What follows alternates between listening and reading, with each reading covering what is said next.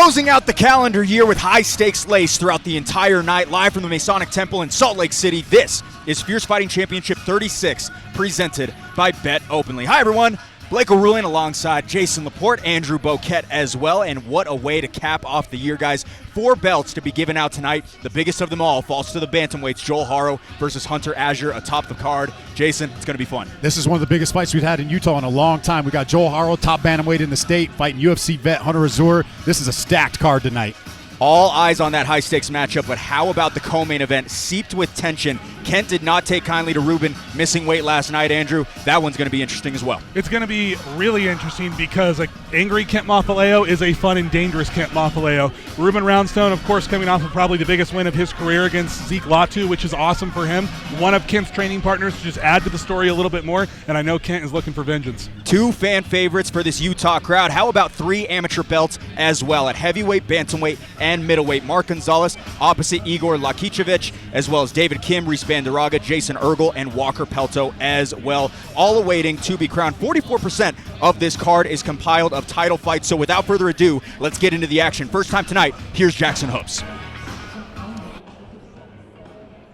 Fierce fans, for those of you tuning into the pay-per-view and for those of you in attendance here inside the Masonic Temple in Salt Lake City, Utah, welcome to Fierce Fighting Championship. Tonight's event is sanctioned by the Pete Suazo Utah Athletic Commission with Executive Director Scott Bowler in attendance. Dr. Cabot Murdoch is also cageside this evening, along with the timekeeper Michelle Waite. The judges for the evening are Dan First, Stephen Farragher, and Dennis McMahon. And the referee in charge when the fights begin all night will be Dave Selyusted. Fierce fans, we are moments away from our very first fight of the evening, but at this time, we ask that you please rise and remove your caps as we honor our country with the singing of our national anthem. Please welcome, in joining me, an extremely talented vocalist, Andrea Woodmansey.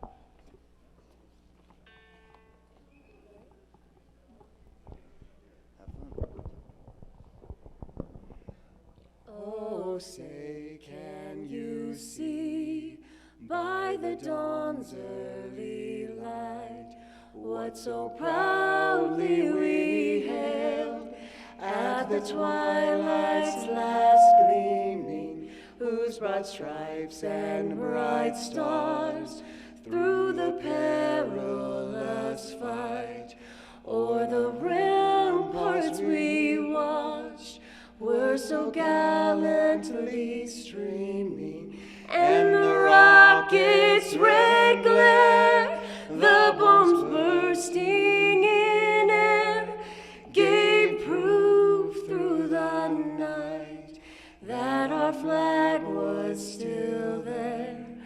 Oh, say does that star-spangled banner yet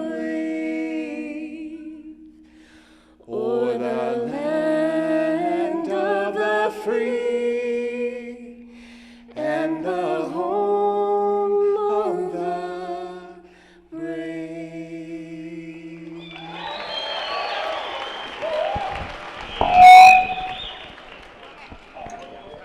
Fierce fans, one more time for Andrea Woodmansey. Now, we have all came here to see one thing, and that is 18 total fighters, 4 total fights for one Fierce Fighting Championship evening. So, Fierce fans, you have got to let the fighters in the back know that you are here one more time for 2024. Put your hands together and make some noise!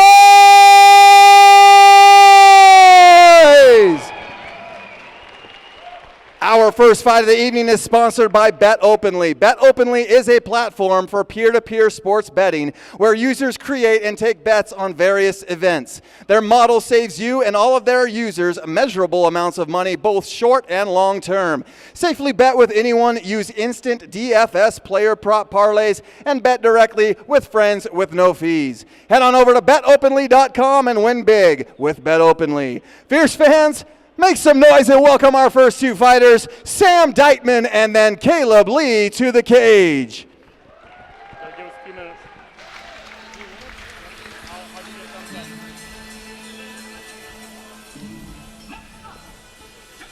wait a few minutes. I think we're waiting for a few minutes. We were just told. We'll hang tight. DJ Dre, you know what to do, my man. You got something else for us up there? Make some noise for the best DJ on the ones and twos you will ever find, DJ Dre Rocca. Yeah.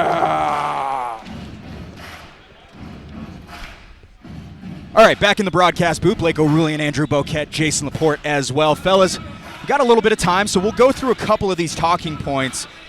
And I think one of the big ones that we want to talk about as these earlier fights kick off the prelims, there's a swift turnaround tonight for Marco Ramirez. Does he have an edge over Aspen Kobayashi, given that he's already competed here just 35 days ago? As for Kobayashi, he makes his debut here tonight. Well, I can't speak to this as a fighter, but just from what we've seen in the cage, usually those guys that have had that experience and able to step in the cage and get that cage time in there, we've seen them be able to have that advantage. Will it be an advantage tonight? We're going to find out. I always think that activity is a massive advantage, especially a guy making his debut. This venue is very unique. As you guys can see at home with the image on the screen, it's very interesting. You're in the middle of the Masonic Temple. The seats are kind of cascading up around you. It's a very different experience, and Marco's already experienced it, so he kind of knows what to expect. Aspen has no idea what to expect because not only has he not fought in this venue, he's never fought at all. He told me, Aspen Kobayashi, who's been training for 6 months, Marco Ramirez specifically told me that he wanted to get that fight against Austin Duke because he thought it would give him an extra leg up coming into this one. So interested to see how things look in that one at 155 pounds later on tonight. All right, Jason, I'm going to go over to you. Fact or fiction, the Masonic Temple is the best venue Fierce has ever been to. I love it. Fact. I love it. I love how close it is, how intimate it is, how loud it gets. This is a very, very exciting event center. I don't want to cheat on the Maverick Center. Well, given that you have fought and sold so many tickets there and lit that place up, I totally understand that. That's my favorite. I will say, however, if I was a big ticket seller, which I am a big ticket seller, this would be awesome because the pop when you come out here is so loud and it is so electric. This is a pretty cool venue. If you got a lot of people here, this is probably the spot to be, honestly. All right, let's hear that pop for the very first time tonight. We're going to kick it back inside as Sam Dyman awaits to make his walk. All right, thanks for the patience, everybody. I guess I jumped the gun there. Fierce fans, make some noise and welcome our first two fighters, Sam Dyman and then Caleb Lee, to the cage.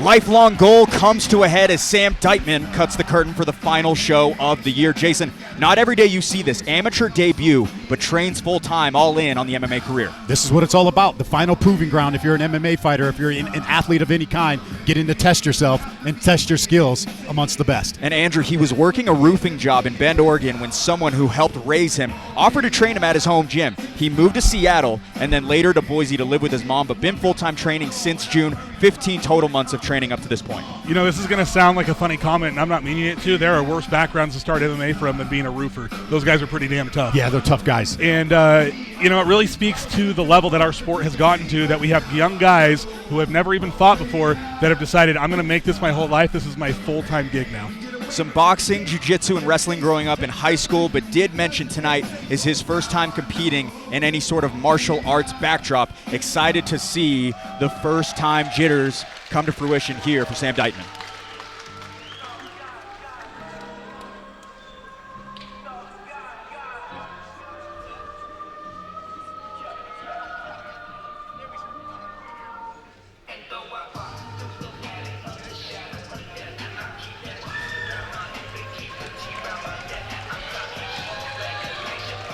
All right, debut on deck for Caleb Lee. Andrew, a guy molded by the best over at Elite Performance for the past 2 years. Always a gym that prides themselves on their preparation. Yeah, you know, I've trained a lot with Caleb over there at Elite. He is a really tough kid. One of the things that stands out to me the most about him, physically, his strength mentally he's a very disciplined and very respectful person. He listens very well to all of his coaching. He's got a phenomenal coach over there with Jeremy Horn, and also, of course, fierce middleweight champion Mike Jones. So, yeah, Jason, he wrestled in junior high and high school. He qualified for state his senior year at Salem Hills High School. So that, given everything that Boquette just mentioned as well, you got to think this guy is going to be as disciplined as can be coming into the debut. Yeah, he looks in great shape as well, too. The guy's back is massive. He is very, very strong. Caleb Lee began watching MMA at 8 years old. Rory McDonald versus Robbie Lawler 2 was the thing that got the gears turning in terms of taking a fight for himself. Gotta wonder what type of a fan-friendly style he has. Let's go ahead and pull up that tale of the tape presented by Prime Labs. Lee, the senior fighter, by 3 years. The stark height advantage falls in favor of Dyman by 5 inches. Both fighters tip within the lightweight confines, and blank slates on both sides set to make their amateur debuts. To get you primed for it, here's Jackson Hopes. Fierce fans, the very first fight of the evening is sponsored by Bet Openly. This fight is an amateur lightweight bout scheduled for 3 3-minute rounds, and when the fight begins, the referee in charge will be Dave Selyused. Introducing the first fighter, fighting out of the blue corner. Making his amateur debut, he stands 6 feet 1 inch tall and weighed in at 155 pounds. Fighting out of SBG, Idaho, hailing from Portland, Oregon. Fierce fans, make some noise for Sam Dyman. And introducing his opponent, fighting out of the red corner. Also making his amateur debut, he stands 5 feet 8 inches tall and weighed in at 155 pounds. Fighting out of Jeremy Horn's Elite Performance MMA, hailing from Sandy, Utah, by way of Oklahoma. Fierce fans, make some noise for Caleb Lee. First time for Caleb Lee in the red gloves. Sam Dyman in a similar situation in the blue. This amateur lightweight bout to kick off the final card of the year is brought to you by Bet Openly. Peer-to-peer sports betting, perfectly legal right here in Utah. Bet Openly, an official sponsor of Fierce FC. Dave Selyused, third man in the cage all throughout the night. All 9 assignments will be conducted by him. Nice teep kick by Dyman. Open up with a little bit of swagger is Dyman. Oh, big knee. I don't know if that was legal, but it went right to the head. The showmanship by Dyman on display early on. Caleb needs to get this fight to the mat. And this is sort of what I expected. The guy's got a 5-inch reach advantage, or 5-inch height advantage. You don't really want to be throwing punches and kicks with that guy in the middle of the cage. You don't want to leave your neck inside there either. Dyman told me he sees himself knocking out Caleb. So far, so good with that assessment of himself. He landed some shots and threw his hands up like, come on, man, do you like that? And from veterans, I don't mind seeing that, but from a first-time fighter, that signals to me that there's some real jitters. But we'll see how he does here. Ripping to the head is Dyman as Caleb Lee continues to be persistent.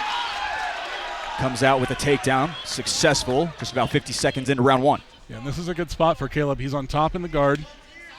He's got Jeremy Horn and Mike Jones right in front of him, coaching him through the position.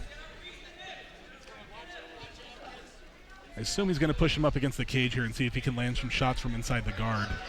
Dyman tries to separate Caleb Lee, stuck on him like a wet blanket. Sam did a great job there getting up. Used the cage to his advantage and built himself. That's exactly what you want to do. And there might be a little bit of that, right? He might get taken down and work his way back up a handful of times. That can be really discouraging to new guys, but it's what has to be done versus wrestlers. They won't stop, right? That is what you think about when you think about a wrestler. You think about grinders. Lee still searching to mat his opposition once again. Met with a firefight early on, but stayed composed, Jason. Yeah, he did. He's doing a really good job so far defending that takedown from Caleb. He keeps looking over there at his corner for instruction, and they're leading him along here. Calm and composed as well is Jeremy Horn alongside Mike Jones, like you mentioned, Andrew. Yeah, Jeremy's almost whispering into him over here. So calm. I mean, I guess when you've done it that long, right? Yeah, you've been doing it for as long as he has. The decibels can get high when he's cornering, though. I have heard it. Maverick Center can be completely packed, and I can hear that guy from the back. He is, yeah. He's got a very unique voice as well. Sam's doing a great job of basing out here and staying wide. And now Caleb's got his hands locked, and he's up under the hips, successful once again, 2 for 2 for Lee. Demonstrating his strength in both of those takedowns, by the way. Those were very physical takedowns.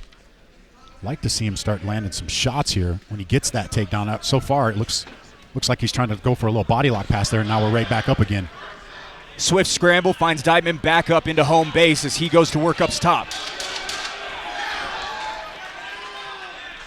Quick sprawl out. The 10-second clapper did go. Make some noise for round one. All output on both sides, and it's going to be interesting, Jason, when we're talking about this one, given the fast start that Dyman had, but a lot of this took place on the ground. Yeah, it did take place on the ground. I felt like Dyman did land some of the more effective shots. Caleb did put the pressure on him. Caleb didn't look as confident going back to his corner. Dyman looked very confident going into his corner. Yeah, based off of, I got to give that round to Sam. That is a hard, it's actually not a hard round to judge, but if you're a judge that judges MMA, apparently it's difficult because they really struggle with this takedown thing. Yeah. But Sam absolutely landed the bigger shots. I got to give that round to him. And you're right. If you're looking at posture, Sam went back to his corner and looked very motivated. Caleb, not so much here. We see him in the corner alongside Jeremy Horn and Mike Jones, and a lot of that might have to do, Andrew, with the fact that this next round we start right back up to the feet. Yeah. He knows how much energy expenditure it takes to get Dyman down. Can he do it for another 3 minutes? And I was going to say, Andrew, how much does that reach advantage play into effect for a debuter and not used to that length and that? I think you've seen a little bit of that in the first round from Sam Dyman. For sure, and Sam's obviously a very athletic person, right? He's very quick. The length is huge. You know, being tall and skinny, that is the ideal body type for MMA. Nice little uppercut from Sam. Oh, big head kick by Sam Dyman. Caleb ate it. Wow. I think Caleb is hurt from that. Spinning back kick, pushes back Lee. Down is Lee. Caleb's showing his toughness here. He needs to get the fight to the mat, though, if he wants to stay alive. Caleb can take a shot. He ate a couple. That head kick was straight to the head. Wow. Nasty. Great composure from Sam Dyman. Picking his shots well, sprawling out on top of it. I was going to say, Caleb's got to get his head out of the middle, and he does. He goes to the single leg. If he can get the knee tap on the far side, he might be able to finish this takedown.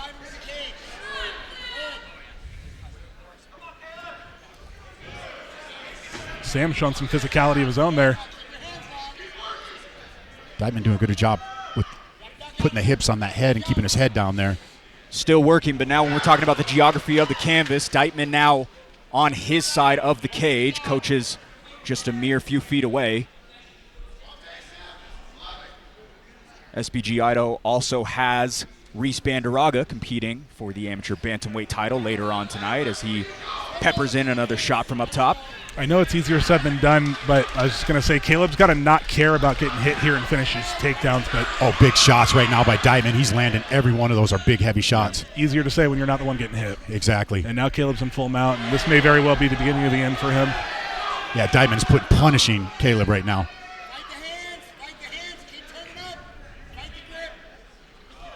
Caleb just kind of got overwhelmed from the start, and I just kind of seems like it took him off his game. Just Sam came out a little bit quicker here, and Caleb's moving. He's not giving up, but it doesn't look good for him. Jeremy Horn imploring him to get back to his guard. It's tough. You're kind of in a rough position, right? Because you want to hold on to the guy so he doesn't have space to hit you, but if you do that, you might not be able to recover your guard, and he does. He gets one butterfly hook in. Sam Dyman told me he's been wanting to take a fight since he was a little kid. You can see the eagerness in the style of his fighting. Obviously been looking forward to this for a long time. Paying off right now, Jason. Yeah, I think the difference is when Sam's on top, he's been landing shots. When Caleb was on top in the first round, he didn't really do anything with it. And I'm sure he'll learn from this. Sam's got some vicious ground and pound, man. He really does, and he's all over Caleb. He is really going for it. Lead foot on the pedal is Dyman as he continues to roll downhill here in this second round. Man, those are hard shots from Sam on top, man. Yeah, I'm surprised Dave's letting this continue right now. I mean, he is fighting back, so I'll give him that. Make some noise as we head into round three. He looks like the defeated fighter right now. I mean, he hasn't even gotten up yet. I mean, Sam is even saying, like, come on, guys. Yeah. We saw there was a little bit of parity in round one. Round two seemed to be a lot more one-sided. Two very contrasting viewpoints in terms of the corner. Sam Dyman says no to the water as he heads into minutes 6 through 9. I'm looking at his body language over here. He actually does. He seems like he's concerned about his opponent right now. When he got up, he kind of postured over and was like, "What are we doing here? Why are we still fighting?" Yeah, Caleb walked back to his corner and his eyes were a little worried. He can barely even sit in his chair right now. Over on the side of Sam Dyman, we'll see if we can get an angle of Caleb Lee. But it seems as though Sam Dyman might be frustrated as well because he's had to put out a lot of strikes and still can't close it out. We see Caleb Lee now. Yeah.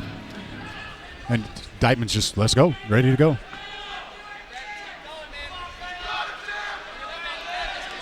Third and final round of this first fight of 9 here at Fierce Fighting Championship 36. The Masonic Temple getting behind their local fighter. Mike Jones giving some words of encouragement before he goes out. Trying to get Caleb back into this thing, at least mentally. Oh, there you go, Caleb. Nice shot. Nice overhand right. Another nice overhand right. Hefty shot straight down the pipe, but Dyman comes back with a cluster of his own. Oh, nice body kick. That hurt. Yeah, that's it. Down is Lee. Sam Dyman, dazzling displays in the debut. That was one of the most impressive debuts I've seen in a long time. Very impressive. He looked really good. Very fast, very precise with his shots. Good mixing up of the strikes. He had kicks to the head, kicks to the body, kicks to the leg, throwing hard punches. Very impressive. Venomous shots. No matter what time is left in the round, Sam Dyman gets it done early in round 3. Great takedown defense, great striking. He was effective with the ground and pound. All around, great performance from Sam Dyman. Can I just say, by wearing my glasses tonight, this view looks amazing.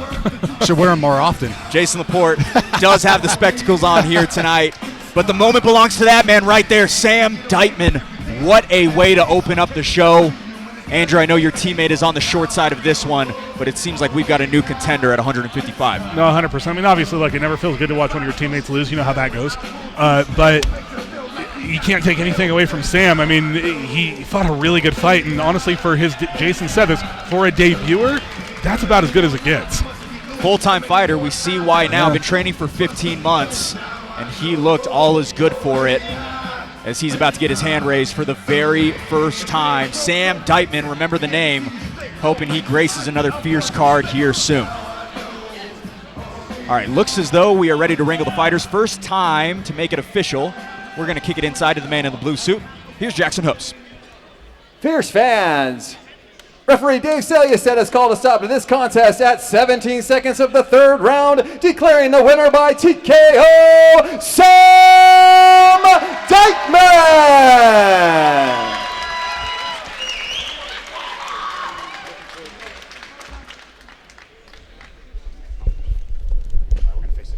All right, ladies and gentlemen, I'm here with your winner, Sam. Sam, how long have you been training for this moment? A long time. About a year. Yes, sir. That was one of the most impressive debut performances. Great takedown defense, great striking. Did you think you had him at the end of that second round? I did. But I knew he was tough from the start. Ready for a war. So you get the finish. Where do you go from here? We're going to see you back in the cage again. Most definitely. Wherever, whenever, whoever, let's go. Can't wait to see you back. Anybody want to give a shout out to? Yeah, my family right over there. My brother's over there. Means a lot. My teammate, my team most of all. And shout out God. Congratulations again on a wonderful performance. Sam Dyman, ladies and gentlemen. Cutting weight, you lose more than just pounds. You lose vital hydration. Rush Hydro helps me get back in peak condition after sweat loss leaves me depleted. It was specifically engineered for athletes like myself who need quick hydration recovery. This drink has a special ingredient, clusterdextrin, which is formulated to help my body retain electrolytes, use them more efficiently, and support lasting energy. When it feels like a race to rehydrate, Rush Hydro helps me perform my best. Try hydration redefined at rushhydro.com. Come on, check this out.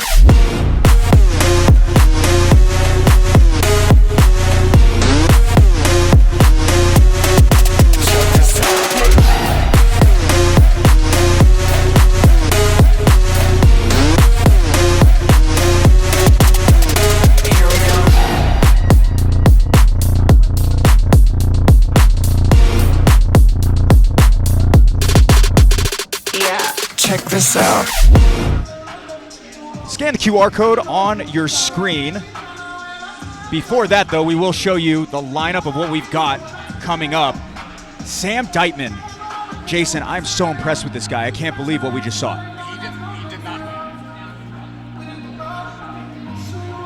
He did not look like a debuter in that performance. He looked like a seasoned vet in there. I mean, everything from ground and pound to takedown defense, and Andrew can probably attest to this. Caleb had some wrestling background, and he just could not get that takedown and do anything with it. And very much so cut from that same cloth as this next one. Aspen Kobayashi has so much hype behind him. He faces off against Marco Ramirez. We're going to go ahead and bring him out right now. We'll kick it inside to Jackson Hoops. Fierce fans, our next fight of the evening is sponsored by Lark Lean, providing affordable, sustainable, and ecological cleaning supplies. This family-owned business understands the importance of a clean and healthy living environment for your loved ones. Fueled by the desire to create a safer home for their children, they developed their signature effervescent, cleaner, and powerful disinfectant. A cleaner home for a cleaner earth starts here with Lark Lean. Fierce fans, make some noise and welcome Marco Ramirez and then Aspen Kobayashi to the cage.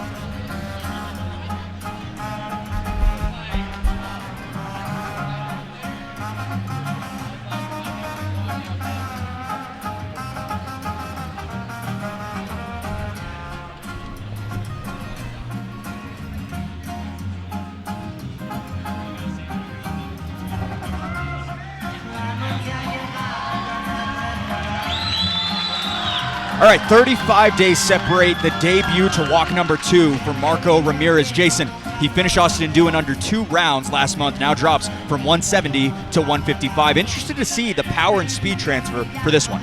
Yeah, I'm really curious to see that. And one thing that would really impress me was he was able to stand in the pocket with Andrew and took some shots and was able to give him back and ended up finishing that fight. So I'm really excited to see this kid with the quick turnaround come back in here. And Andrew, I'm very interested. He says that he didn't even get the chance to show off his ceiling in his first fight. He claims to have the best hands in the entire state, but a swift response here tonight gives him the chance to capitalize on that assessment of himself. Some big words, but I mean, he looked really good, and I was very impressed with him. There were 2 fighters that stood out for me the last time we were here. It was him and Anthony, and it was the hands of both of them. They both looked phenomenal. So I'm super excited for this. If they're letting Aspen fight Marco, though, after the performance that Marco had, it leads me to believe that Aspen's got some in the tank as well. Marco Ramirez signed on the dotted line for this one weeks prior. Excited to see him in his second ever amateur fight.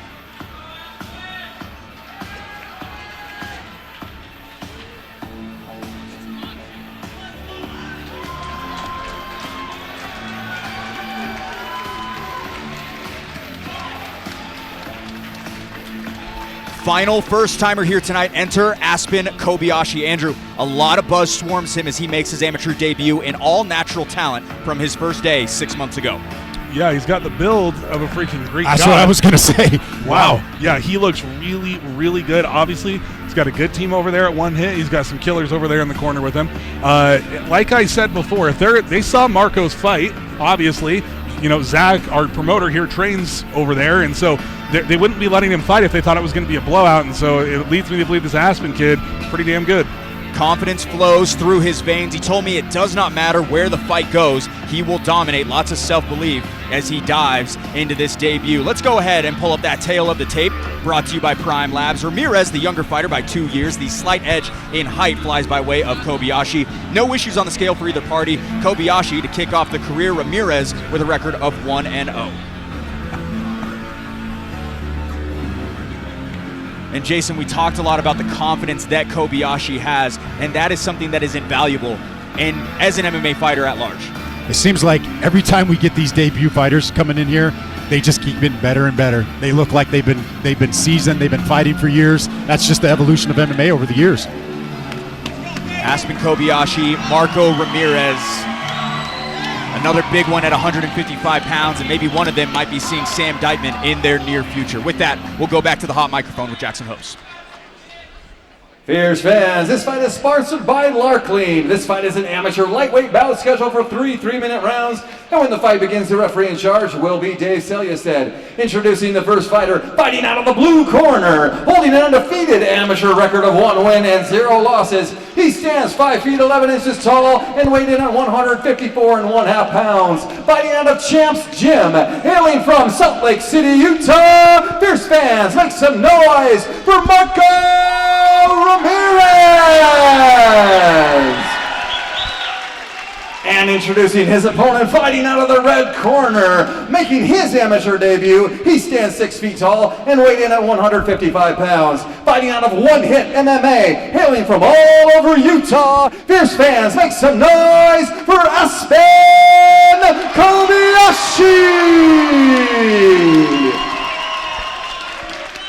Debut time for Aspen Kobayashi, strapped in the red gloves, Marco Ramirez, the dance partner in the blue. This amateur lightweight bout is brought to you by Larklean, your trusted source for safe and effective home cleaning solutions. Larklean, the official cleaning supplier of Fierce FC. This fight has fight of the night written all over it. Yeah, this might be short, so don't blink. If the scouting report is correct, we got a good one on our hands. Top of round 1 we go as Kobayashi opens up with some heat. Yeah, and this is Marco's already shown what I like so much about his amateur debut. He's so calm. Even when he's in these exchanges and he's losing, he doesn't panic. He stays very relaxed. It's a tall tale sign of a very well-trained fighter.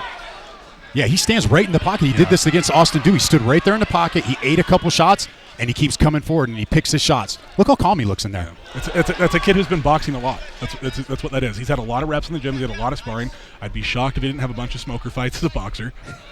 Probably a few street fights in there, too. Yeah, I wouldn't doubt that either. Grazing head kick landed a few moments ago for Kobayashi. Ramirez ate it, came right back forward. Kobayashi been a little bit more active. Ramirez more selective right now, Andrew. Yeah, I spoke with Zach before the fights for about an hour today about all the fights on the card, just going through them, and he said that the thing that Aspen he thinks is best at is what he's going to right now is his right hand. He says he's got a missile of a right hand. He just needs to not rely on it too much. So that is the shot that's been landing for him the most. And so far as Marco's walked right through it, though. Yeah, he doesn't seem to care.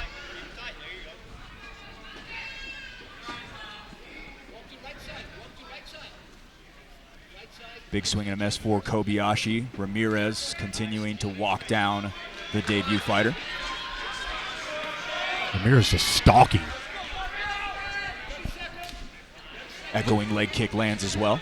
Look at the pace of this fight for two guys who combined have one fight. Yeah, this looks like a pro fight. That's what I'm saying. Like, they're so calm. They're so composed in here.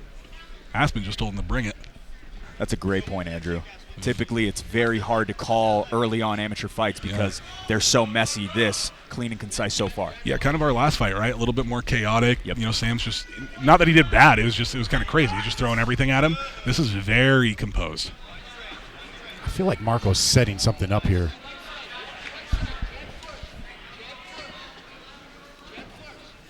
I mean, no wasted shots from Marco Sanchez, neither. Good jab there.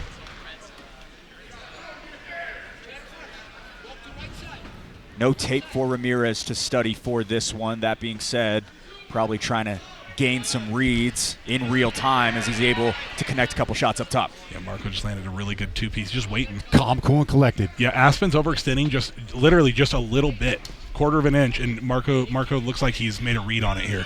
And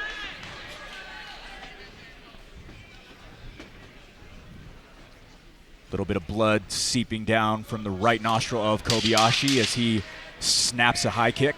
Yeah, Aspen is just barely missing Marco. Marco is just sliding just a little bit, enough out of the way to make him miss. That's a boxing experience, that range. For round 1. All right, so an interesting one here through 3 minutes. Very calculated chess match between the two. Hard to say who might have come out on top, but two different styles as well we're seeing, Jason. If I'm a judge, I'm slight edge to Marco Ramirez. I think he was just a little more calculated. He was stalking the whole round, good cage control. He had Aspen was throwing some punches that looked like they were connected, but Marco, as Andrew touched on, just out of range on every one of those. I don't think anything really landed too clean on Marco that whole round. Seems to be attentive right now is Kobayashi in the corner as we go over to Marco. Yeah, Aspen had a little bit of success in the beginning of the round with his right hand, but Marco looked like he picked up on the read, the timing, and the reach of Aspen, and yeah, he had a very difficult time landing anything at all on Marco towards the end of that round. How impressive is that for a guy that's only has this is only a second fight, for him to be able to have that kind of cage control and that kind of distance management? That's what I'm saying, right? It would blow my mind if we looked a little bit more into Marco's past and didn't see a bunch of smoker fights, because he's just too good. Yeah. Like he's just so calm and composed, and he's very good at reading his opponents and making. I mean, in real time, we just watched him go, okay, right hand's coming, I need to adjust a little bit, pull back, and I can land my shot. Very impressive. If I was Aspen coming out for this second round, I'd be looking to wrestle a little bit. I was just going to say, not to interrupt you, but I mean, I'm sure he had time to watch Marco's last fight. If there was one flaw, it was Marco getting taken down. Yeah. Kobayashi came from the world of baseball, football, as well as wrestling. Told me he doesn't really consider his wrestling reps that much of an MMA advantage, given the larger beast that the sport is in general. Good right hand. That was a good right hand. There you go. But Marco just he eats it. Chama. Yeah, Chama, and look at him cutting off the cage. Look at that. I mean, Marco's cutting him off. Look at that. Beautiful cage work by Marco Sanchez. Yeah, and Aspen's now Ramirez, Aspen's really now starting to extend a little too much, I think, on that right hand. Still fast twitched is Kobayashi as he lands a slapping leg kick.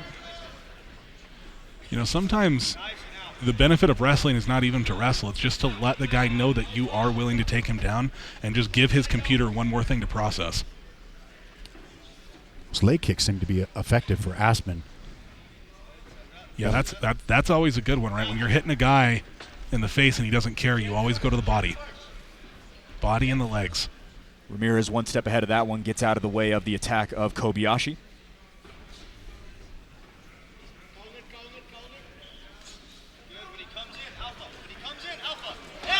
There it is. Some precise coaching from Amon Garcia in the corner of Kobayashi. Taking down is Ramirez, but shoots right back up. Wrapping around the neck.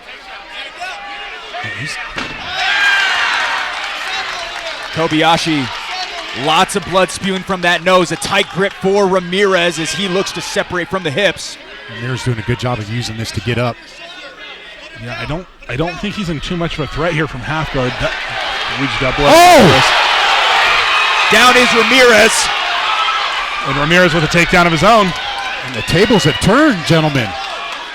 Right in front of the broadcast booth. We are in the splatter zone, gentlemen. Yes, we are. We just got blood all over us. Got some in my eye, fellas, so we're going to, during the commercial break, take care of that. Marco Ramirez up against the cage. Kobayashi trying to mat the opposition once again. Ramirez was taken down twice in his last fight, but shot right back up opposite Austin Dew as well. You know, I was going to say, what is it going to take for Aspen to land a shot that's going to get some respect from Marco? That might have done it. And I think he did. He definitely did. And this is where we saw Ramirez have a little bit of trouble in that first fight, in the first round. He wasn't able to get up in this position. And Aspen just won a big little victory there from the half guard, getting his head free. If he can pressure now, this is a premier passing position if he uses it appropriately, but he's got to control Marco's upper body in order to do it. Maybe he'll be content with the clock just running out here in the round on top. In a round that I would say he most certainly won there towards the end. Yeah, if you're a judge, you want to go by who came closest to winning that round, and that knockdown by Kobayashi, I think, won him that round and ended up on top. You guys got blood all over you. Yeah, we did. Yeah, I got some in my eyes, fellas, but we're all good to go. Round 3 coming up following this. Marco Ramirez, a good round for him, as we see a little bit of a mouse building up as well on that left eye, Jason. Yeah, that was I thought Marco was controlling the round there right up until the end there, and Aspen Kobayashi landed a big shot, jumped on top of him, finished the round on top. You know, if I'm a judge, this is 1-1 going into round 3. Kobayashi able to find a little bit of light in the game plan. Interested to see how minutes 6 through 9 go. When Aspen got that takedown his coaches were yelling at him, now. So obviously that was the game plan heading into that round, was to get the fight to the mat. A red broadcast booth over here. We don't have it on camera, but we do see a lot of blood coming from Kobayashi. It has made its way over to the spectators' side. We need a cornerman. Yeah, no kidding. I'd love Mace Sellers to come over here and help me out a little bit. Kobayashi opens up with a leg kick.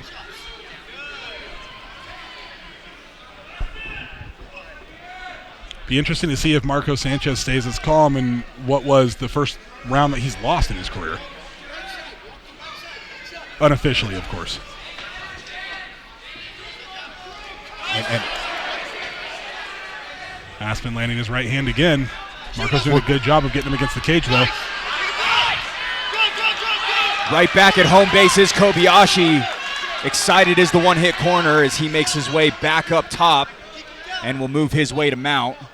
Amon Garcia preaching to settle in as Ramirez moves over to the guard.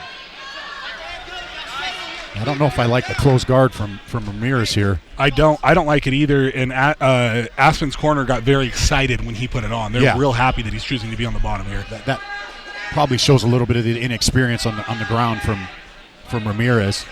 Yeah, and these rounds for amateurs are short. You really don't have time to be losing moments in the fight, being here on the bottom, not being offensive. And we saw him getting up in that first round. We saw him getting up from this position, and now he's basically just got him in his close guard. He just opened it up there. Also dead center in the cage. No opportunity to climb up any sort of a wall and have some sort of aid in that as well, Andrew. Yeah, it'll be interesting to see if Aspen actually pulls him over into the corner, because right now it seems Marco is just content on having a body lock and just holding on. One of the rare instances where I think putting a guy up against the cage would actually benefit him instead of the guy on top trying to land shots. And now we see an open guard from Marco. He may start trying to get up, get to a knee shield. South of 70 seconds remain in this one as Aspen Kobayashi continues to tally up control time. Dave Selyestead going to stand them up. The one-hit corner doesn't love it. No, Amon Garcia furious with that one. I have to agree with him, if I'm being honest. I don't like that stand-up either. Going right back to it is Kobayashi. Has found and is now moving his way over to side control. This is a good game plan from Aspen. Very good game plan. He wasn't doing bad on the feet, but it was a risk, right? And Marco with a really great reversal potentially into a case of Katami or an Americana here. He might get his back taken, though. He's got to be careful. This is a really interesting position they're in here now. And it looks like he is going to be looking for that Americana and gets reversed right back. Not a whole lot of real estate remaining in this third and final round. It seems as though we'll see scorecards for the first time tonight. It's a great fight. Great competitive fight. Marco Sanchez got up and immediately, or Ramirez rather, got up and immediately started shaking his head. Not happy with that performance. Frustration on his side, more so than anything, got out-grappled once Kobayashi began to integrate that side of the game plan. Quick embrace from a couple of his coaches.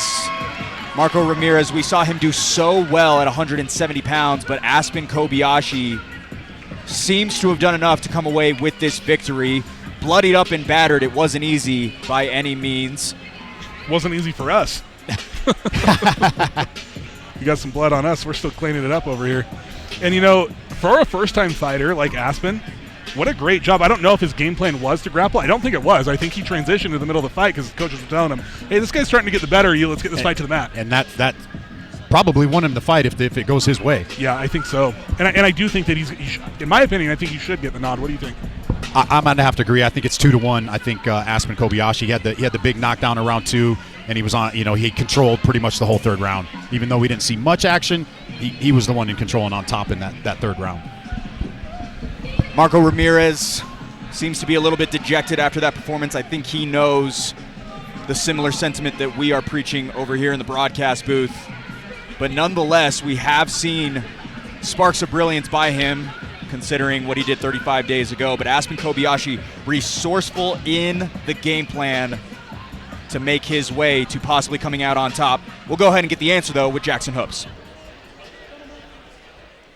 Fierce fans, after 3 rounds, we go to judges' scorecards for a decision. The judges score this contest 30-27, 29-28, and 30-27 for your winner. Out of the red corner by unanimous decision, Aspen Kobayashi.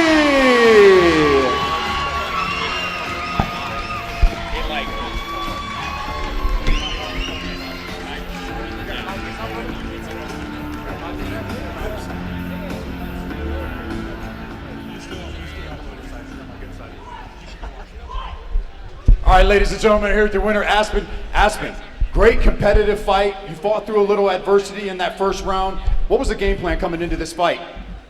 Keep him at a distance, lots of leg kicks, jabbing. Yeah, beat the shit out of him. You did a pretty good job at doing that. Thank you. So you're 1-0 now. You get your win in your debut. What's next for you? Where do you go from here, brother? Just another fight, bro. Doesn't matter who it is. Let's just throw hands. Is there anybody you want to give a shout out to? Sponsor, friends, family? Yeah, I'd like to dedicate this first fight to my brother in the sky, Chris Stubbs. And I'd like to thank my family, my friends, all my people here supporting me. I appreciate you guys. Well, we can't wait to see you back in the cage. Congratulations once again. Everybody give it up for Aspen Kobayashi. Hi, I'm Jason Laporte, Fierce Fighting Championship commentator and general sales manager at Performance Honda in Bountiful. We are the fastest growing Honda dealership in the state, and we have one of the largest certified pre-owned inventories in the state of Utah. Our service department has master technicians with over 100 years experience collectively. Bienvenidos a Performance Honda Bountiful, donde los tenemos en español y les ponemos una sonrisa todos los días. Visit us at 2215 South 500 West or performancehondabountiful.com.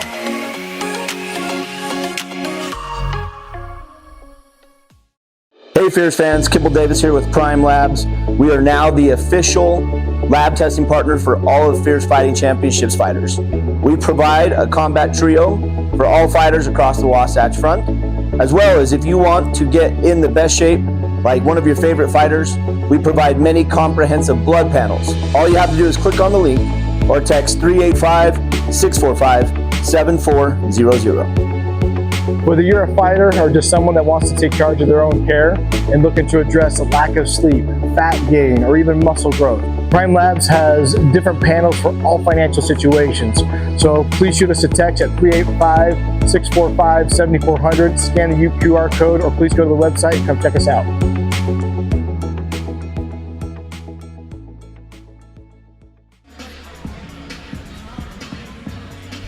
Scan the QR code on your screen right now for access to Fierce FC's digital program. Get the inside scoop on every fighter set to make the walk, as well as additional information on future shows.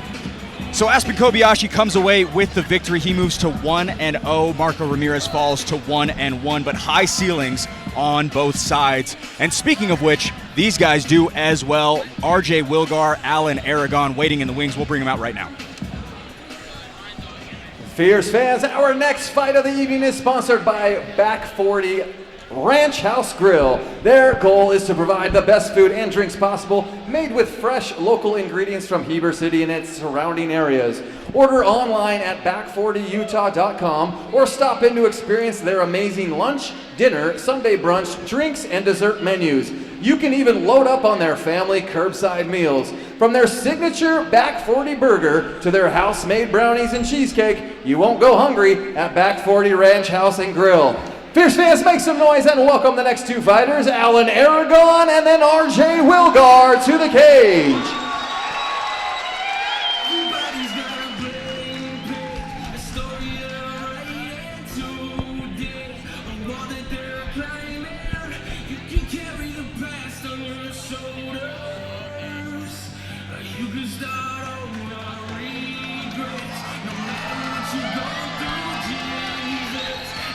Coming off a KO of the year contender, back is RJ Wilgar. Jason, motivated to make right last time out as he handled business in just over a minute. Yeah, that was super impressive performance his last time in the cage. I'm really excited to see him get back in here tonight.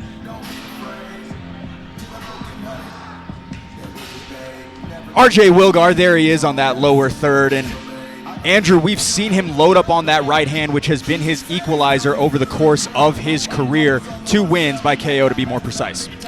Yeah, he's a long guy. He possesses a lot of power when his punches can reach the end of his shots. He's over there with a good camp. He's got Christian Reese and Aaron Reese over in his corner, right? Christian Reese, of course, an up-and-coming guy if they can get anybody to agree to fight him anytime soon. Yeah. So he's in there with a bunch of killers. We might be seeing him pretty soon. I'm not going to say anything's confirmed, but I have heard some rumblings. That would be nice. I did hear that as well. Fantastic gym over there at Fusion MMA in St. George. All of RJ Wilgar's wins are over independent fighters, and Andrew, Alan Aragon is certainly a different beast when we talk about that regard. 100%. Look, the day of independent fighters being successful is probably behind us, right? I give guys I give guys respect for being, maybe it's ignorance, I don't know, maybe I shouldn't, but I give guys a certain amount of respect for just getting there in their first place, especially when they're not a part of a big gym. But Ajima is a big gym, and so this is going to be his first probably real test of his fight career.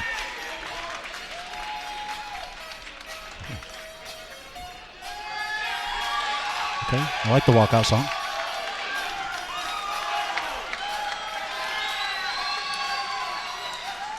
All right, lending out his services on short notice, enter Alan Aragon. Andrew got the green light on Sunday afternoon, and if there's a silver lining to short notice, on 10-day replacements or less, Fierce Fighting Championship fighters are 3-0 in 2024. That's actually insane. That's a crazy. I love when you bring statistics like that because that's so crazy.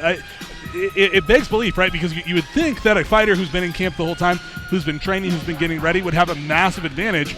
And I feel like typically they do, but there's also something to be said about not being in a super hard camp, not being injured, not being worn out, and then coming into a fight and mostly just being fresh. Signed on the dotted line on Sunday. And Jason, when we talked about independence for Wilgar, Allen has his first fight versus a non-debuter here tonight. So major experience adjustments for both guys to have to make. Yeah, great matchup by Zach Partridge. I love this fight.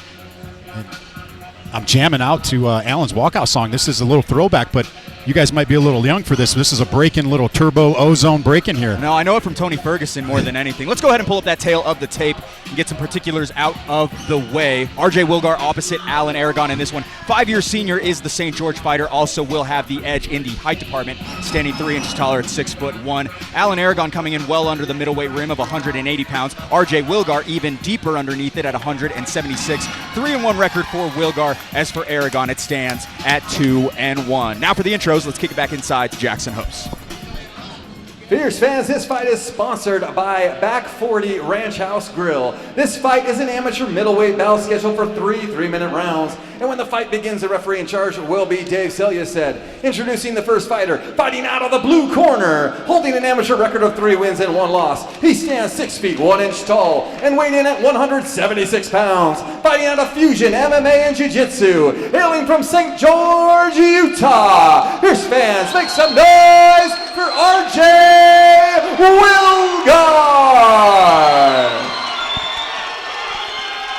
And introducing his opponent, fighting out of the red corner, holding an amateur record of 2 wins and 1 loss. He stands 5 feet 10 inches tall and weighed in at 180 pounds, fighting out of Agima Jiu-Jitsu and MMA, hailing from Orem, Utah. Fierce fans, make some noise for Alan El Oso Aragon! 5-day notice for Alan Aragon sporting the red gloves. RJ Wilgar responds in the blue. This amateur middleweight bout is brought to you by the Back 40, providing the best food and drinks possible in Heber, Utah. The Back 40, a family-friendly restaurant and an official sponsor of Fierce FC. That was some slick camera work during the fighter introductions. I like that. That was cool. The team does a great job. A lighter camera, so we're able to have a little bit more mobility on it on the production side of things as these two fighters open up. Speedy as can be. Wilgar is a big welterweight. Opens up with a leg kick is Wilgar. Another one moves the base of Aragon as he trades one back. Yeah, I like Wilgar. I like his tactic here so far. Stay far away, land shots from range, use your height and your reach as an advantage. Both fighters the heaviest they have ever been, given that it was a short notice fight. Aragon unable to tip the scales, probably at 170. But was able to make 185. Both fighters starting off with a lot of heat being thrown. Wilgar sends a piston to the body. I like Aragon's idea of getting this fight to the ground. That shot was just a little telegraphed. Doesn't mean you should give up on it. You just got to mix some punches in there before he goes in. He looks hesitant to engage with Wilgar so far, though. Aragon, despite that highlight reel KO finish in July, has primarily been a wrestler over the course of his career, but does answer upstairs with a couple of shots.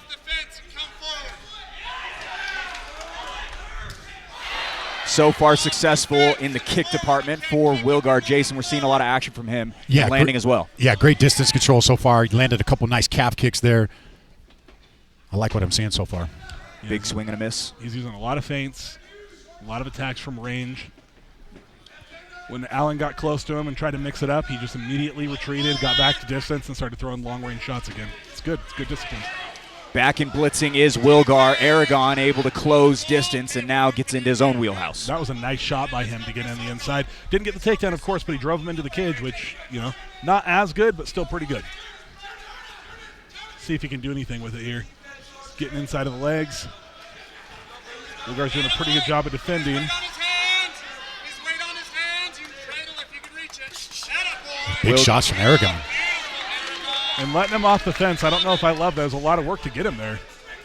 Yeah, and it seemed like he was controlling him up against the fence. You could see the strength in Alan Aragon. Wilgar's trying to end this night quickly. Couple of feints by Wilgar. Pulls the trigger, unable to land.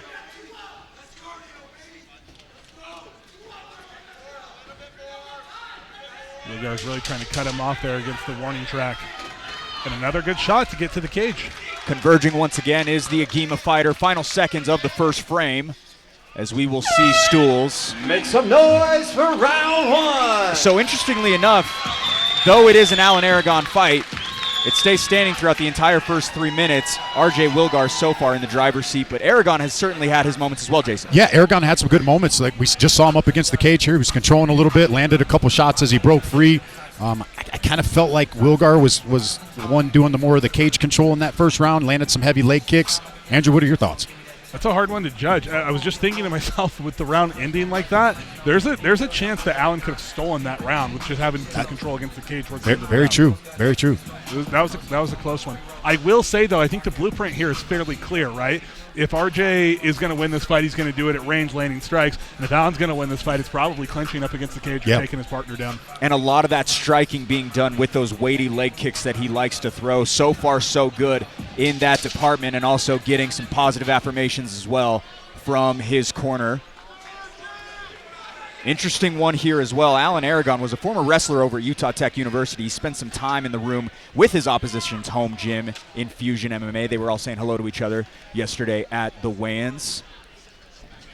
But Alan Aragon has spent time with Aaron Reese and company way down south.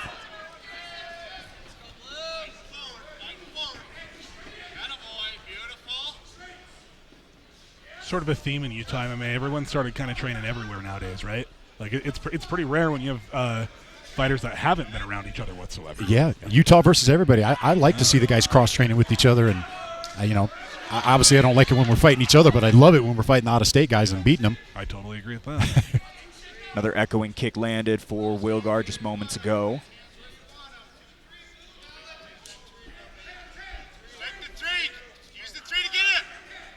Playing the distance game right now well is Wilgar as he controls the center of the cage. Aragon moves the base a little bit. I like that Wilgar is throwing, yes, I was just about to say, so many different attacks. Roundhouse kicks, front snap kicks, right? He's throwing overhand rights, he's throwing straight rights. He's got Aragon guessing a little bit. Now Aragon with the big dump. What a beautiful takedown by him. Shot him against the cage, got control of his hips, picked him up and slammed him. Echoing takedown lands for Aragon as the Agima faithful in the crowd love it. Went for a flight was RJ Wilgar, fellas. Yeah, he would. RJ Wilgar, a blue belt in jiu-jitsu. Same can be said about Alan Aragon, but obviously we already talked about the collegiate wrestling reps he has under his belt. You can hear Dane. And right before he got that takedown, you probably couldn't hear it on the mics here, but you could hear the corner of Aragon telling him to close that distance.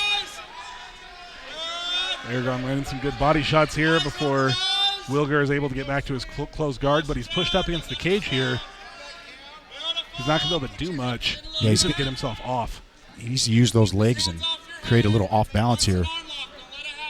Aragon, his first 2 fights went the full 9 minutes. As for his last one, we talk about that 11-second KO of Randy Kopczynski in Price, Utah. As for RJ Wilgar, only been to a decision once in his career. He's 0-1 when they go to scorecards.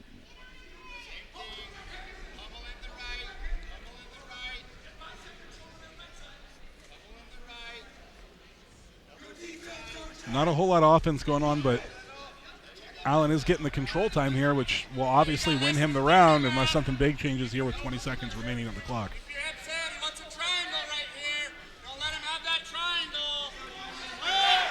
RJ Wilgar shoots up for a potential triangle. Aragon. That is tight. And he's sinking it pretty tight right there.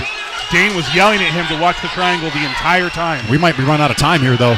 1 win by submission for RJ Wilgar. It was May of 2023. It was a rear naked choke.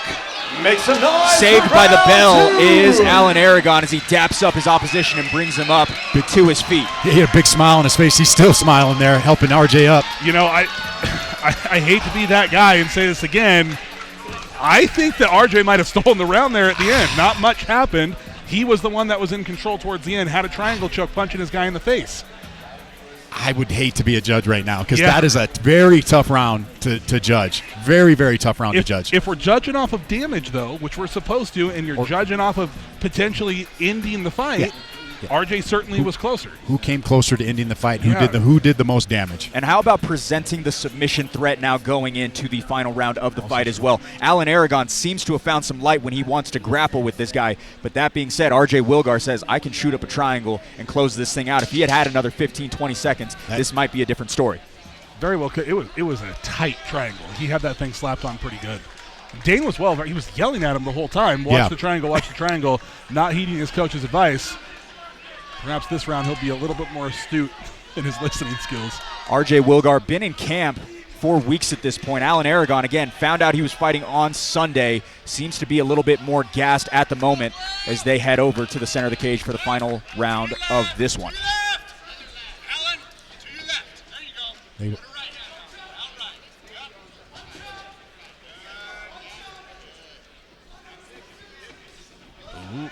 that was close.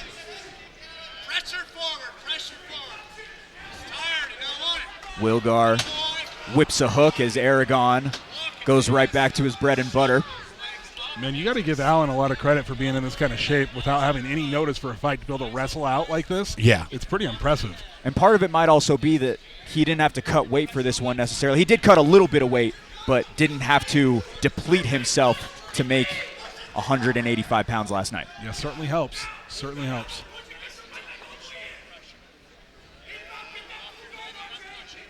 You can hear Ace yelling for Wilgar to get the full guard back. I think they want to try to duplicate the end of that second round, maybe go for another triangle choke here, but Wilgar having a tough time getting that full guard. Not in that prime position that they had near the end of round 2, especially up against the cage, Andrew. Hard to gain back that right leg. Yeah, this is a tough spot to be in. You know, if a guy's on top of you and he understands how to control half guard appropriately, it's pretty tough to get moving, let alone now you're hemmed up against the cage. Your movement's even more limited. And Allen's doing a good job of presenting a constant passing threat while controlling the upper body of Wilgar. Also hooks over there it is. To potentially that head and arm, pops his head out. Under 90 seconds to decide this one as Wilgar explodes. Back to the feet we go. Excellent explosion to escape there. He needed to do that. And then right back to the well is Aragon with another big takedown.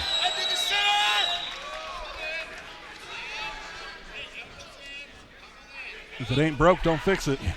You can hear Dane saying, keep those elbows in. He doesn't want those arms getting away. Don't leave any of those arms free. And one of the big questions coming into tonight with Aragon was, did he fall in love with his striking after that highlight reel KO of Randy Kopczynski? So far, so good when we talk about specifically being able to take down and go back to what he did so well in his first 2 fights. Aragon, 45 seconds to decide it. But like you said, Andrew, scorecards could be quite hot right now. Yeah, I would be going for a finish. If I was him right now, if I was corner, I'd be yelling at him to go for a finish because it very well could be 2 rounds Wilgar. Whether it should be, I don't know, but it very well could be. Control in the center of the cage. Those are some beats towards the body. Thudding body shots. Feels like once Aragon has been able to get this fight to the ground, obviously this is his wheel well, and he's been able to pretty much dominate once he's gotten it down there. Yeah, he's done a good job of holding this guy on the mat. It's one thing to take a guy down. It's another thing to hold him down. Yeah. Right? It's a different skill set. So he's done a really good job of that. Make some noise for round 2. All right, we will tally the scorecards in this one. 3. Couple of good friends. Alan Aragon, RJ Wilgar. Gets his hands up in the air, immediately listens to Dana Ristazabal.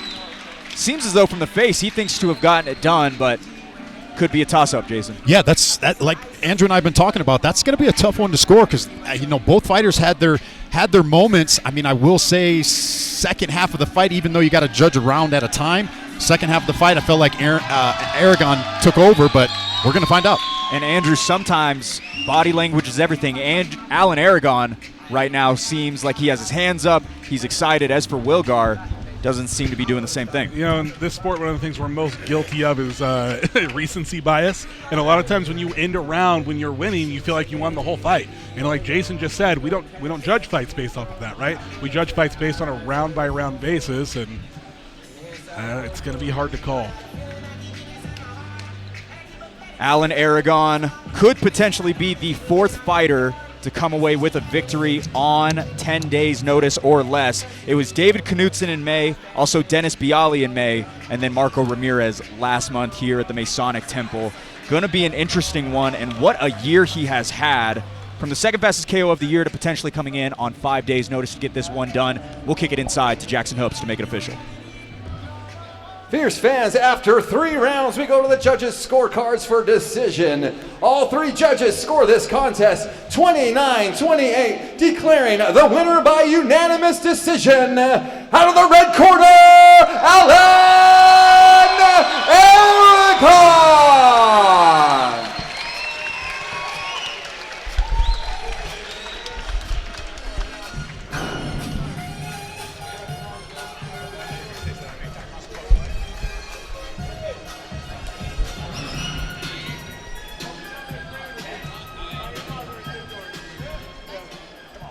All right, Alan. Great performance tonight. Great back and forth fight. I heard you guys talking there. How tight was that triangle at the end of that second round? It wasn't that tight. I mean, I was so sweaty, I thought it was just going to slip out. I got a little over cocky, so it's what it is. Well, we heard your corner kind of yelling at you. I know they wanted you to get out of that. You come out, you get another big win. Where do you go from here, man? What's next for you? Man, first off, I just want to give a big shout out to my wife, Miley. I didn't want to take this fight. 5 days notice. Well, you know what she told me? She told me to believe in myself. She told me, you need to believe in yourself and you got this. So I took it and it paid off. Thank you. I love you. Now what's next? You know, I noticed Fierce didn't post a 170-pound champ. Now, I thought Fierce already had a 170-pound champ.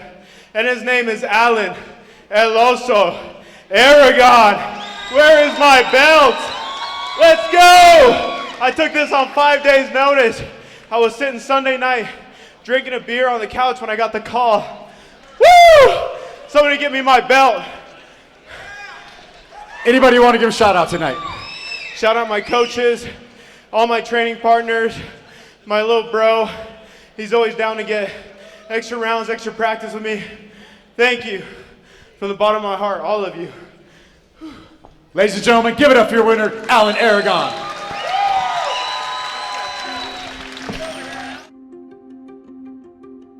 FST.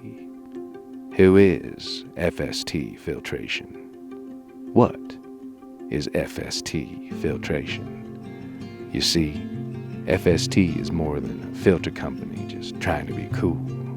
FST is a solution-based company in the heart of Utah, where hard work is embedded in its roots, and providing superior indoor air quality is our mission. FST has risen to the challenges that everyday people face, As new challenges present themselves, we too shall rise to the occasion. Manufacturing is the backbone of America, and our employees are the backbone of FST. So when choosing your next filter for your home or building, don't choose any filter. Choose FST. Small business, family owned, since 2001. And still undefeated, Walker Pelto! Walker Pelto has been spectacular. Walker Pelto couldn't look better heading into his first title shot. 2 in a row now for you. What do you want next for your amateur MMA career? Belt.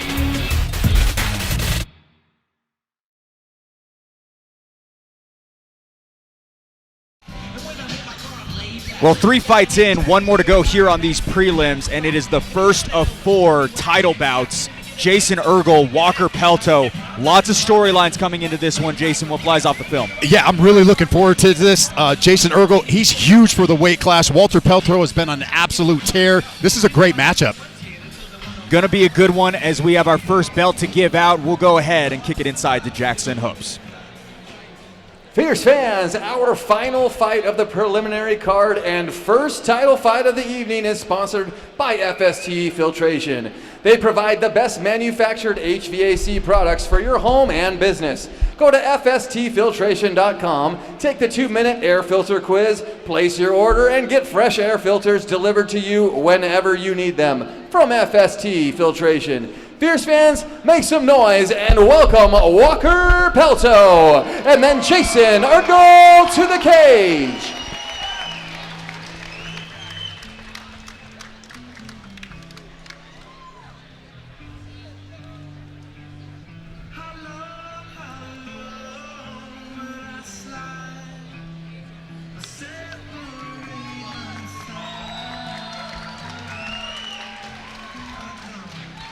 Well, what a way to close out 2024 for Walker Pelto. Jason, from an unknown debuter in June to a title fight in December, it has been a monumental rise to the top, not to mention dominant during it all. I would expect that with the guy that walks in with the Detroit Lions hoodie when he came in tonight. This kid has been on an absolute tear. I'm excited to see him step in here and fight for the title tonight. Andrew, the fastest ascent from debut to title in Fierce FC history, 181 days to garner that 3-0 record, now number 4 for a title. If Walker Pelto pulls this off, is it safe to say he's had the best year in Fierce Fighting Championship history? I would argue Kent Mafileo last year is a similar one, but yes, I would say he's definitely up there in the conversation. How about the best 6 months? Without a doubt. I mean, that being said, again, 181 days to go from no one knowing your name to now, potentially, if this was a smaller card, they could potentially headline a card with this title fight. Oh, yeah. Walker is game, too. This is going to be a good fight. Walker Pelto been in the driver's seat in terms of control time, 11 for 11 on takedowns through 3 fights. His 4th fight in 6 months. And last month when he was here at the Masonic Temple, controlled 86% of that fight opposite Treston Whitkey.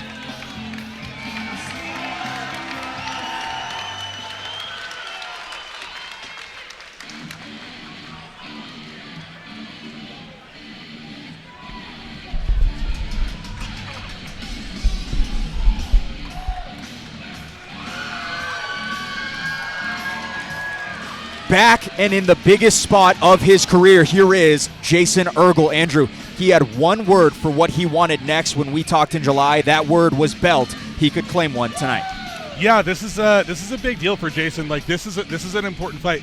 If he's going to be moving forward with his MMA career in a meaningful way, he has to be able to beat the Walker Peltos of the world. Yeah. Obviously, he's a kid who's grown up inside of the gym. We were talking about that before the broadcast, right? He's been training probably since the time he could walk. So this is a good test for him. He's been eyeing Utah's top middleweight since July as well, Jason, but been doing his homework on Walker Pelto since day one. It seems like they've been on a collision course for each other in the back half of 2024. Yeah, it really has been. You know, Urgal, what I'm really curious about in this fight is Walter Pelto has kind of had an easy go of these first few fights that he's had. Urgal, we've seen had some adversity, so I'm going to be really curious to see how this plays out.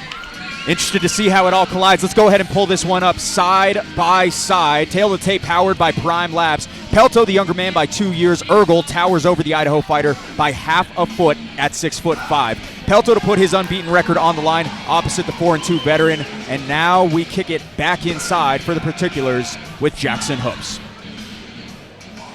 Fierce fans, this fight is sponsored by FST Filtration, and when the fights begin, the referee in charge will be Dave Selyesaid. This fight is scheduled for 5 3-minute rounds for the Fierce Fighting Championship Amateur Middleweight title. Introducing the first fighter, fighting out of the blue corner, holding an undefeated amateur record of 3 wins and 0 losses. He stands 5 feet 11 inches tall and weighed in at 183 1/2 pounds. Fighting out of Memento Mori MMA, hailing from Montpelier, Idaho. Fierce fans, make some noise for Walker Pelto! And introducing his opponent, fighting out of the red corner, holding an amateur record of 4 wins and 2 losses. He stands 6 feet 5 inches tall and weighed in at 183 1/2 pounds. Fighting out of Empire MMA and Fierce MMA, hailing from Price, Utah. Fierce fans, make some noise for Jason Urgal!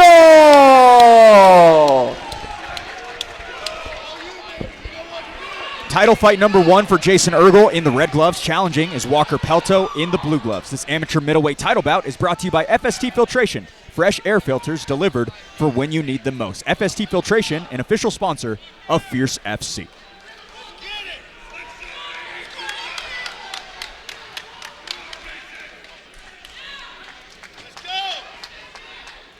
We were talking about Walker's previous fights here before this got started, saying that he hasn't had much adversity. I guarantee you he's going to have some in this fight.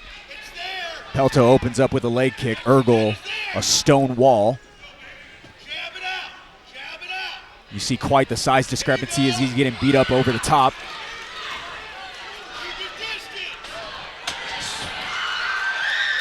This is where you don't want to be if you're Pelto. Tough spot right now. Yeah, that's a tight choke already. Walker's doing a good job of defending it, getting the 2-on-1 and pulling his head out.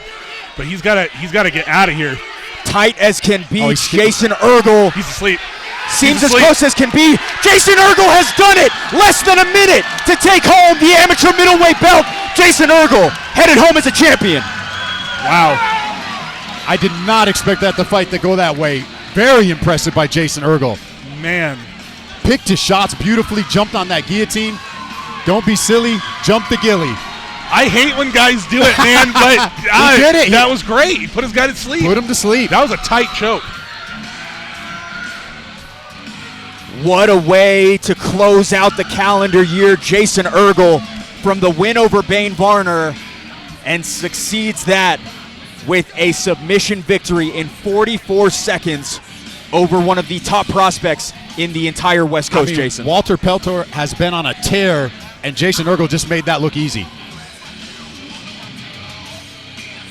Success on the feet. Walker Pelto shoots for a takedown and immediately wraps up the guillotine. And Andrew, I don't know if you could see it, but the immediate wincing from Walker, you saw how tight it was. It was elbow deep, and that's all she wrote.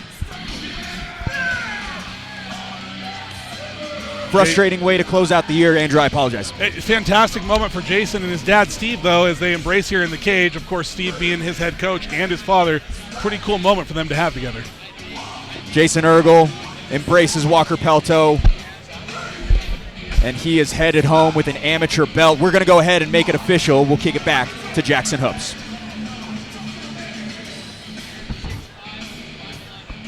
Fierce fans, referee Dave Selyesaid has called a stop to this contest at 43 seconds of the very first round, declaring the winner by submission due to a guillotine choke and new undisputed middleweight champion, Jason Urgal.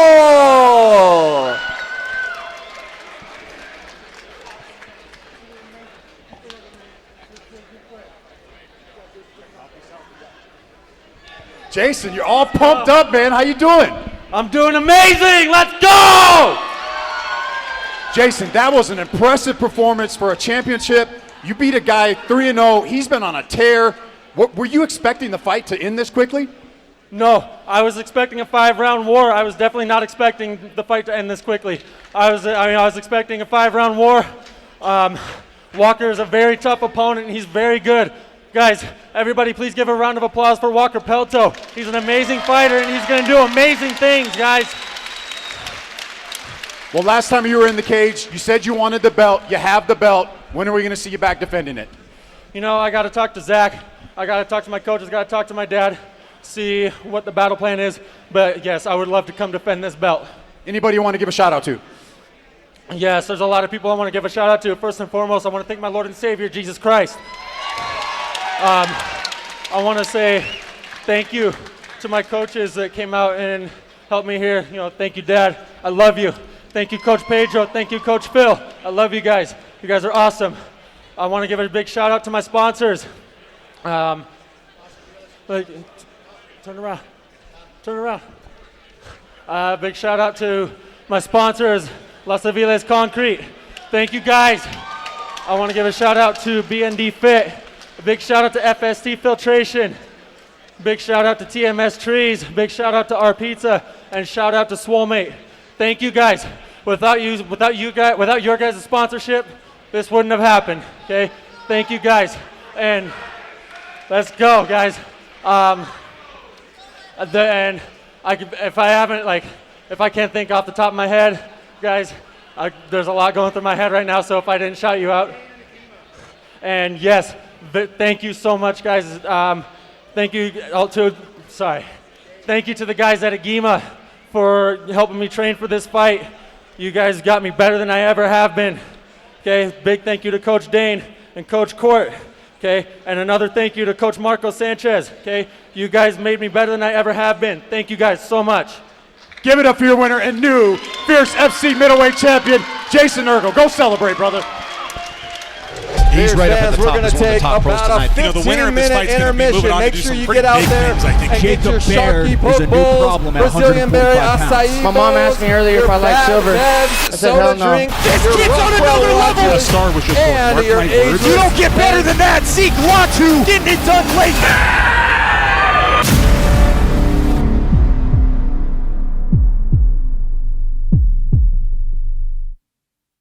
A few years back, I went through a life-changing transformation that led me to where I am today. I lost 170 pounds and began my kickboxing journey when one of my kickboxing clients, who happened to be a realtor, sparked the idea within me that the passion I have could be put into real estate. And that's exactly what I've done. I'm a wife, mom, and grandma, and I'm also a kickboxer, and I'll knock out the competition. When it comes to real estate, be distinct. Choose pink. All right, still a slew of belts to be awarded, but right now you can learn a little bit more about every matchup set to take place on this main card from the Damage Plan MMA podcast. You're watching Fierce Fighting Championship 36, presented by Bet Openly. Back inside the Masonic Temple with titles to be crowned. This is Fierce Fighting Championship 36, presented by Bet Openly. Welcome in, everyone, to the main card. My side is Fierce FC heavyweight Andrew Boquette. I'm Blake O'Ruling, alongside to call the action. Jason, I might know the answer already, but any specific fighter you're most looking forward to on this main card? Well, I mean, I hate to be a homer, but Joe Haro is obviously my guy that I'm here to see tonight, and I'm looking forward to see. I know he's been training super hard for this fight. It's a big shot for him. It's a huge fight for him, and I'm excited. Pro bantamweight slated for the main event. How about the amateur bantamweight belt as well? David Kim, Reese Banderaga, a special one to start off the main card. Let's go to hoops. Fierce fans, welcome to the main card. Everyone tuning into the pay-per-view and everyone here inside the Masonic Temple in Salt Lake City, Utah, put your hands together and make some noise.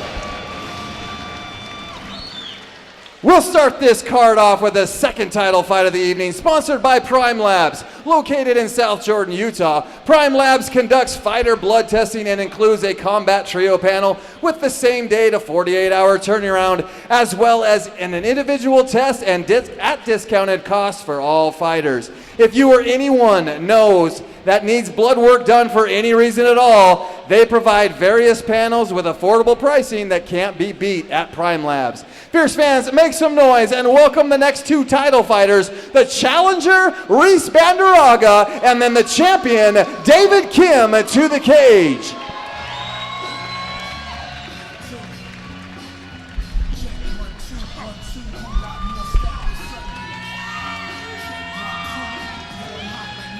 Record unscathed on the path to his first title fight. Enter Reese Banderaga. Andrew, skilled in every department, but matching the grappling of his dance partner tonight makes this matchup turn heads. Yeah, it's no secret, right? For the people who actually, watch MMA, the lower weight fighters are the most skilled fighters on the cards, always. And both of these guys are extremely well-rounded. This is one of the fights I was most interested in the card because on paper and from things that we've seen, I feel like David Kim has a little bit of an edge everywhere, but that doesn't mean anything when you get in a cage with somebody. But Jason, it'll be interesting. His first fight outside of his home state and in enemy territory, given that David Kim is a fan favorite anywhere in Utah. Yeah, David Kim, anywhere he goes in Utah, he's going to be a fan favorite. I would guess 2/3 of this house is probably here to watch David Kim fight tonight.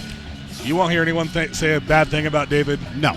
He makes some cringy TikToks, but other than that. All right, Reese Banderaga coming back over to him. Deep jiu-jitsu roots. He has 31 competition wins as a jiu-jitsu player, dating back to when he was just 14 years old.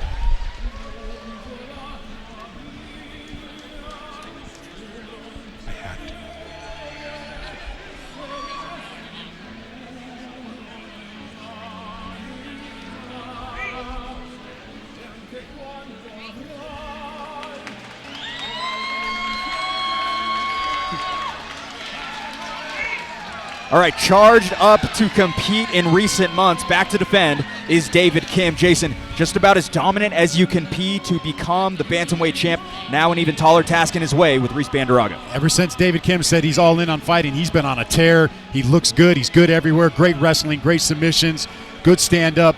This is going to be a very interesting fight. They both complement each other pretty well on the ground, and it's probably going to be a stand-up fight the whole time. And Andrew, somewhat of a nomadic approach to this title defense. Obviously, home base is Agema, but also time spent at One Hit, Cache Valley Martial Arts, and others over the holidays. Yeah, it's a smart move. Utah is too small, right? We don't have these gigantic gyms. We have a lot of coaches who have different things to offer, and I think David's made a really wise decision here to be, kind of a Ronin, right? Moving around, not having one master anywhere, and getting what he can from everywhere that he can. All right, let's go ahead and see what jumps off the film between these two at 135 pounds. David Kim, Reese Banderaga for the bantamweight title. David Kim, 7-year senior at 27 years old. The height advantage will fly by way of Banderaga, standing 5'9". Both fighters tipping the scales well under the championship rim at 134 pounds. 4-1 the record of the champion. The challenger boasts an undefeated record of 4-0. With that, we'll kick it inside. First time on this main card. Intros with Jackson Hopes. Fierce fans, this fight is sponsored by Prime Labs, and when the fight begins, the referee in charge will be Dave Selya. This fight is scheduled for 5 3-minute rounds for the Fierce Fighting Championship Amateur Bantamweight title. Introducing the challenger, fighting out of the blue corner, holding an undefeated amateur record of 4 wins and 0 losses. He stands 5 feet 9 inches tall and weighed in at 134 pounds. Fighting out of SBG, Idaho, hailing from Boise, Idaho. Fierce fans, make some noise for Reese the Bandit Banderaga. And introducing his opponent, fighting out of the red corner, holding an amateur record of 4 wins and 1 loss. He stands 5 feet 7 inches tall and weighing in at 134 pounds. Fighting out of Agema Jiu-Jitsu and MMA, hailing from Spanish Fork, Utah, by way of Farmington, Utah. Fierce fans, make some noise for the reigning, defending, undisputed bantamweight champion, David Kim.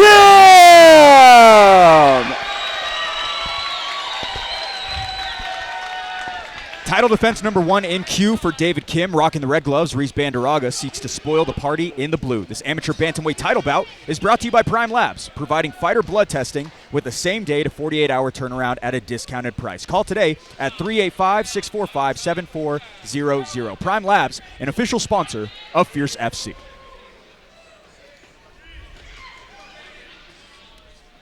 4 consecutive first-round submission victories between these two. 2 in a row for David Kim, 2 in a row for Banderaga as well, as they open up with a little bit of wrestling. Big slam by David Kim. A thudding bounce as well by Banderaga to jump over when he fell onto that left side of his rib. And David Kim with, oh my goodness, he's already got an arm triangle locked up. Banderaga is saying he's okay. He gave the thumbs up, but this is not a position you want to be hanging out in. Not with David Kim on your neck like that. He just gave the thumbs up, and David Kim's looking over at us like, what do I got to do to choke this kid out? Could be a slow cook for David Kim. Punches a little bit as Banderaga and there he opens goes. up. Yep. I think he's out. Yeah, there it is. Oh, hey, good composure by Banderaga there, because that would look tight to us. What I was going to say was David Kim got that takedown with very little effort.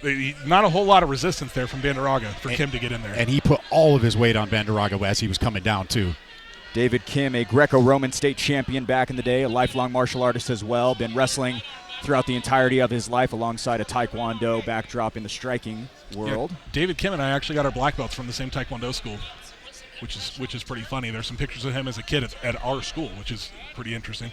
Climbing his way up to batter towards the head is the Fierce FC amateur bantamweight champion. Seeing a little bit of those grappling credentials from both fighters. David Kim took the fight to the canvas in his first title win in 23 seconds. That one only lasted 53 seconds in totality. Banderaga giving it his best shot right now as he flips the position. Very impressive by Banderaga. I got to say, for a kid that's only 20 years old, he's no slouch. Listed as the number 2 amateur bantamweight in the state of Idaho. And in the scouting report we wrote down, seamlessly marries those strikes to the takedown. We see him right now in the guard of David Kim. David Kim looking for an arm lock here from the bottom. And a beautiful sweep.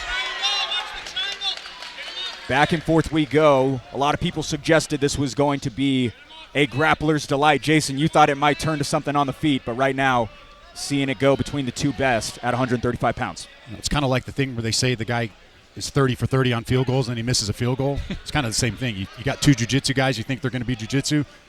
Or stand up, not this time. We're seeing a ground match. The broadcaster's curse has been all over the NFL this year. I don't know if you guys have been keeping track of it, but it has been insane how many times the broadcaster's curse has struck. We've had a couple of fierce as well as we see leg lock here, reversal. Leg lock here by Kim. Oh, and that's deep. Short time left, and it's a straight ankle lock. I'm going to guess Banderaga's not going to tap here. He does not look phased at all, and Kim is putting everything into that. Cool and composed is the SBG Idaho fighter. For round 1. We saw Sam Dyman light up this cage through a handful of rounds. Reese Banderaga also fighting back well as the challenger right now, Andrew. That was an excellent first round. I definitely think Kim probably took it, but Banderaga fighting back from every single position and showing, like, I'm no slouch on the ground either. I will absolutely take you down if you're not paying attention.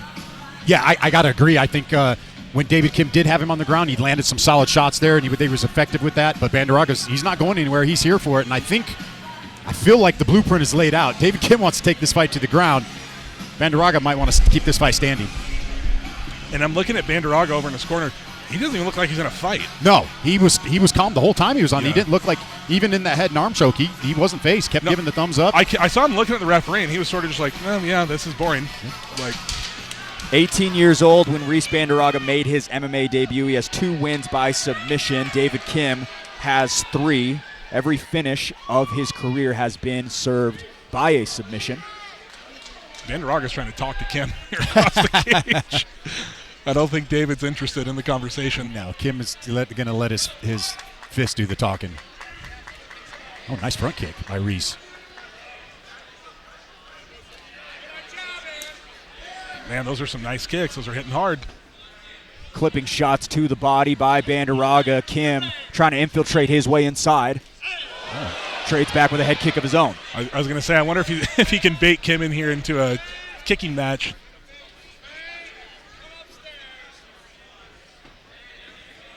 Pushed back by the collision in the center. David Kim still searching to get inside as Banderaga uses that 72-inch reach to his advantage.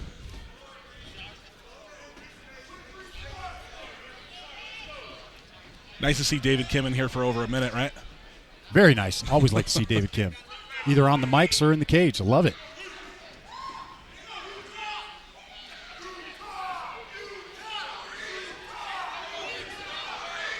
Feinted a takedown attempt is Kim. Banderaga privy to it.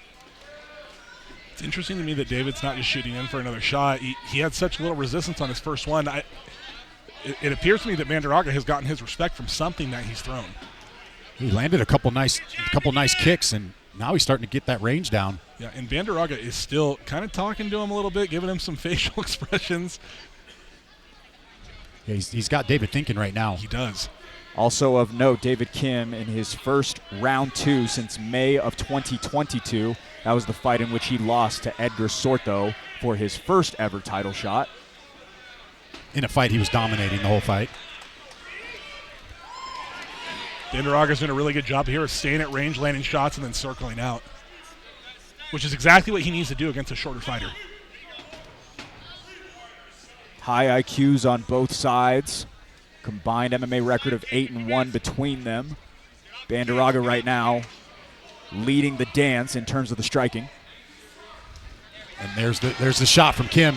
That was into a triangle though, right into a triangle. Very that was slick. That was very slick by Banderaga. Kim doing all the right things, getting the inside position. Really good job posturing up and stopping that. You know what was crazy about that is Banderaga actually stopped the initial takedown. He cross-faced and still got it anyway. And they're talking to each other. They're smiling at and talking to each other in there. Didn't pick up on the monitor, but David Kim turned his face to the left, and we had a perfect viewpoint of it. All smiles from him. Knew he almost got caught in something that could have closed things out. I think they're still talking to each other there. Kim, a purple belt in jiu-jitsu, a lengthy competition resume as well in terms of jiu-jitsu. I was going to say not just a purple belt, but a very good purple belt. Yes. He's actively competing all the time. Less than 10 ticks to go as Kim fails at an attempt to pass the guard of Banderaga. Make some noise for round 2! We will head to a third of a possible 5 here. Again, a championship belt on the line. That being said, 5 rounds between these two amateurs. Very interesting. That time, a little bit more time spent standing, and that man right there came away with his hand up. Yeah, I got to give a slight edge to Reese in that round. I thought he did well with his range, his kicks, his punches. He was landing some jabs. Obviously, David gets a big takedown. It was late in the round. I don't know if it was enough to take that round. Yeah, I think I'm leaning towards your analysis there, Jason. If I had to pick, I think I'm going to go Reese. Very well could be 1-1 going into the third. Banderaga seems to be sharp in between the ears. Some deep breathing by David Kim as we see UFC welterweight Court McGee in the corner giving a little bit of striking advice, maybe trying to find a way to get inside of the longer fighter being Banderaga. He is instructing Kim what I believe is to double and triple up on his jab into a shot, which is good advice against a longer fighter. I feel like David does have the advantage on the ground, even though Reese is definitely countering a lot, but David definitely seems to have the advantage on the ground. Slight edge on the ground, I should say. It's a very competitive fight. Beautiful movement by Reese there. Not overcommitting. Kim able to connect to the body. Moves back Banderaga for a moment. Responding right back is the Idaho fighter. Couple of knees up the middle. Really good caused Kim to framework retreat. there by Reese again. Reese is doing a lot of things really well on his feet. He really is. Ooh, nice kick to the body. Echoing kick to the body puts Kim up against the cage. It looks like he has Kim hurt here. He did look like he was a little wobbled there from that body kick. Yeah, and it looked like Kim blocked it. He is really smashing those kicks, man. Nice heavy leg kick from David Kim. Banderaga just one step ahead on those striking exchanges. Yeah, Reese is 100%. He's feeling. He's hunting now. Yeah, he thinks he's got David hurt and a head kick. It looks like he does too. I don't quite know what did hurt. Oh! That looked like it was an elbow. And he just compromised himself because now Reese is on his back. Couple of consequential exchanges puts David Kim in a compromised position. He made one slight mistake and Reese capitalized on it. I think he felt the fight shifting positions and got a little anxious and went after him a little too much. Very, really impressed with Reese, the way how composed he is on the feet, and he goes right to side, so now he's got his back. That was a beautiful guard pass there. Beautiful jiu-jitsu. See if he can drag his guy back to the mat here. It's not going to be easy to do against a guy named... No, this is not. Okay, there we go. I was going to say, Kim's got his arm trapped now, but he recognized it and got it clear.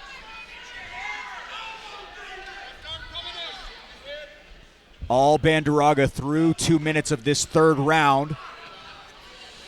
Kim searching for a leg to potentially reverse the position, getting a little bit creative, but Banderaga throws upstairs. The striking of Banderaga right now, I think, is throwing Kim off a little bit. I think it's the body kicks. Even when they're not getting through, yeah, Kim is looking not great after that exchange. Yeah, if I'm Banderaga, I'm going right back to those body kicks. 1,000%. And he is, too. He's just switched stances. Here it comes. And he switches to that southpaw stances. Yeah, Dave warned him of this in the first round. He warned him on that. I saw it in the first round. Quick pause in the action. Dave Sellies giving a stern warning to Banderaga. He immediately did it again. Yeah, I'm going to watch for this body kick from Banderaga. Oh, Kim does a good job getting an overhand there and then in on the legs. Oh, but this is tight. Choke. This is very tight. Kim's trying to bail. He does protect himself, but ends up in the bottom of side control here. Kim twists his way out with 10 seconds to go here in round 3. Great control on the ground from really Reese. Good control, because that was an excellent hip heist by David, and Reese just completely shut it down. I got to say, I think Banderaga's Make some noise as we head into the championship rounds. Very interested to see what the next 6 minutes could potentially serve for either of these fighters, but right now David Kim's got an uphill to climb. Looks like he could potentially be down 2 rounds, Andrew. Yeah, very well could be, and I'm really interested. I can't quite tell what hurt David. Clearly something bothered him a lot. It looked like it was the body kicks, but he was blocking them, so I'm not 100% sure. That being said, anybody who's been kicked in the body knows that if a guy's doing it right, it doesn't really matter if you block it or not. It just sucks. I mean, guys that kick hard, you can hold pads for them, and it's not fun. So, David Kim has not been to a 4th round since that fight versus Edgar Sortho back in 2022. And specifically, Jason, when we talk about him, it was more of a wilting away slowly that David Kim lost that fight versus Edgar Sortho. You got to wonder if history could repeat itself again as Banderaga continues to play his game. Banderaga's corner was looking over at David Kim and then giving Banderaga feedback. If I were to guess, I would probably say they're telling him, hey, this guy is hurt and tired right now. Get out here and finish him. I mean, he seems like the fresher fighter at the moment. There's that leg kick again.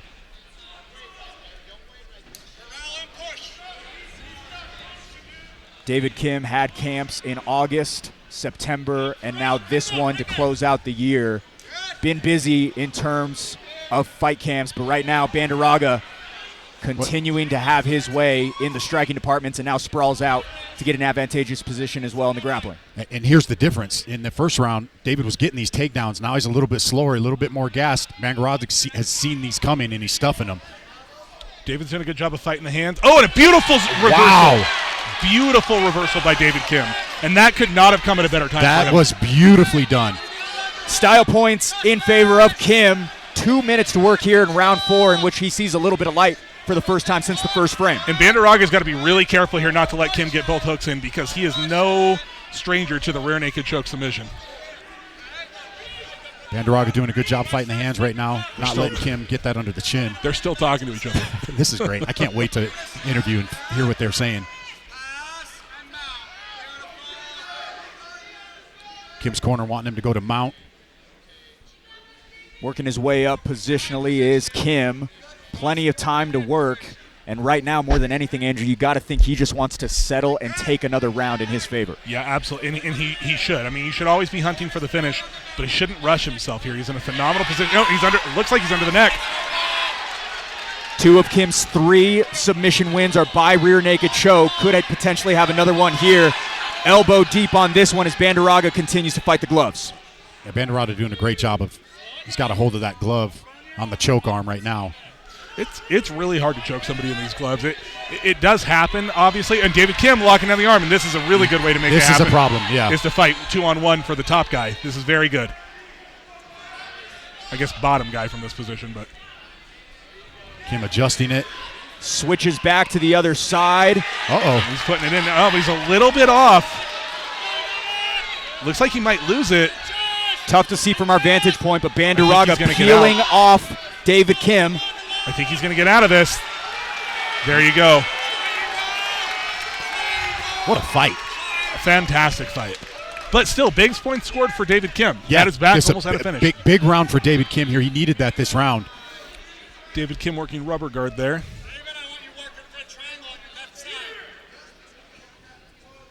David's coach calling for the triangle choke from the bottom here. Triangle setup. Both fighters pretty slick, given the fact that we're about 12 minutes into this one. Tough to pull off the submission, but positionally, advantage goes to Kim. Yes, sir! In round Make 4. some noise as we head into the 5th and final round. Yeah, that's going to be a tough one to judge. I mean, I mean, a slight edge to David Kim in that one. We could have this going 2-2 going into the 5th and final round.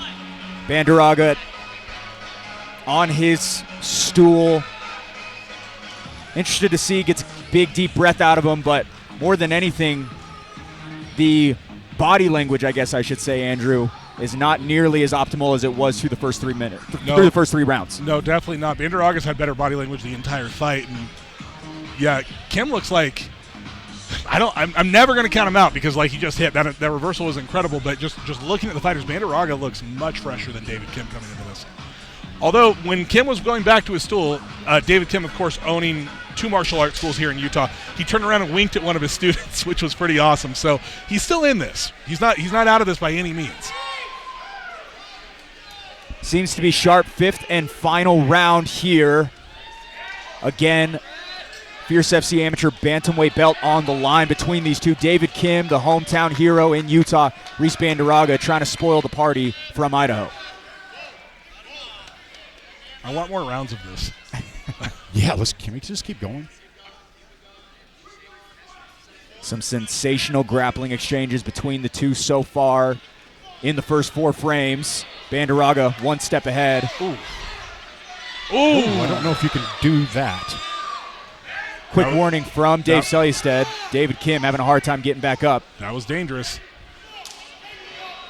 These kicks are so thudding by Banderaga, man. And that one landed, too. David should great for the takedown. Mixes in the strikes to the grappling. David Kim looking to impose his will once again. And this could be the match right here with only 2 minutes left. Just over 2 minutes left. This very well could decide the fight right here if David's able to get this takedown. Banderaga backed into the corner of David Kim, far from home. Itching for that inside trip, unable to land it is Kim, but still applying the pressure. There we go. Banderaga's got an underhook that's going to help him fight this a little bit more. And he is able to escape. Uncharted territory for the cardiovascular on both sides. That was a good leg kick by Kim. That bothered Banderaga. Yeah, that was a heavy leg kick by Kim. Banderaga stepped in as David. Oh, he's hurt. Kim rocks him. On a wobbly foundation is Banderaga. David Kim plays it smart and goes straight back into the grappling. Banderaga's still hurt. His eyes are still a little wobbly. Yeah, I mean, absolutely. He's going all in for a choke right now to try to finish this. Cleanest connection of the fight so far, but Banderaga now rolls him over. Might have David Kim dead to him out. This is bad. He's got his legs.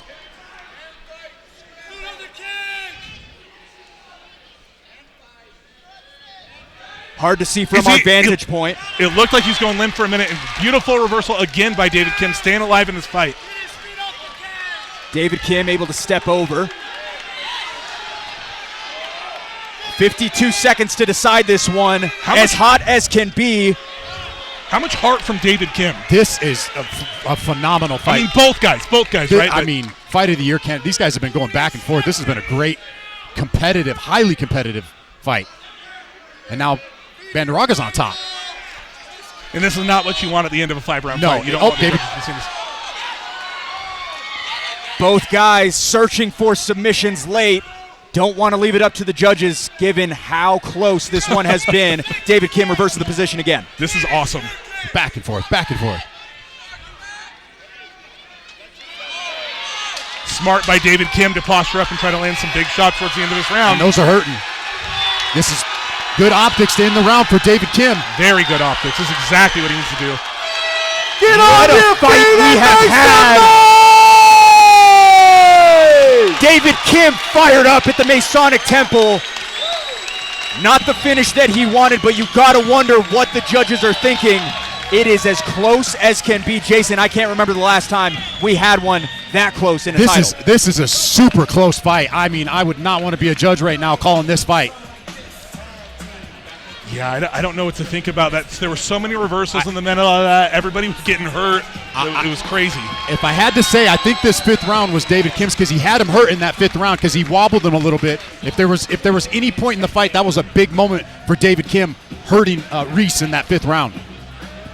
Banderaga at the end of the 5th round stood up and yelled some profanities under his breath. Oh. And yelled under his breath, right? But he wasn't happy with the way the fight ended. Yeah. Doesn't mean a ton, but worth noting.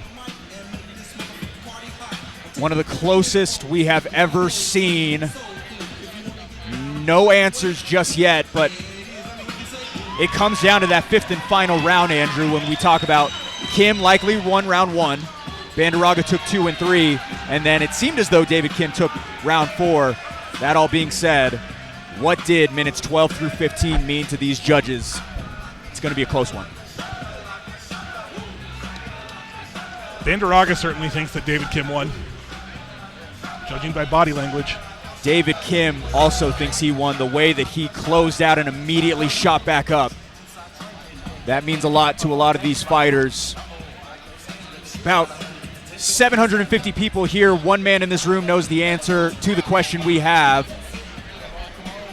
Who is going home with a belt? We'll find out right now with Jackson Hopes. Fierce fans, one more time, make some noise for these two bantamweight contenders. After 5 incredible rounds, we go to the judges' scorecards for decision. The judges all score this contest 48-47, declaring the winner by unanimous decision, and still the undisputed bantamweight champion, David Kim.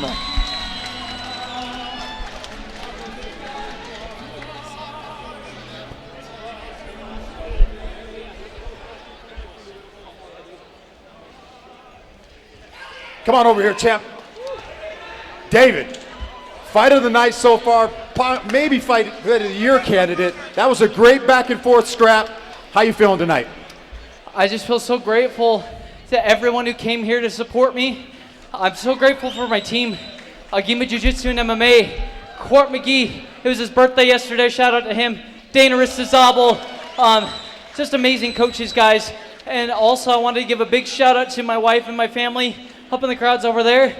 Want to give a big shout out to my children, my 2 kids. I wish you could have seen me tonight, but your mom won't let you. So I want to circle back to the fight. It seemed like in that 3rd round, he was kind of getting to you with some of those kicks. Were there anything that was bothering you? Any of those kicks bothering you? Did you feel like you were in trouble? Honestly, I think I did something to my knee. There was one kick that hit me kind of weird, so that was kind of giving me some trouble. But honestly, who cares?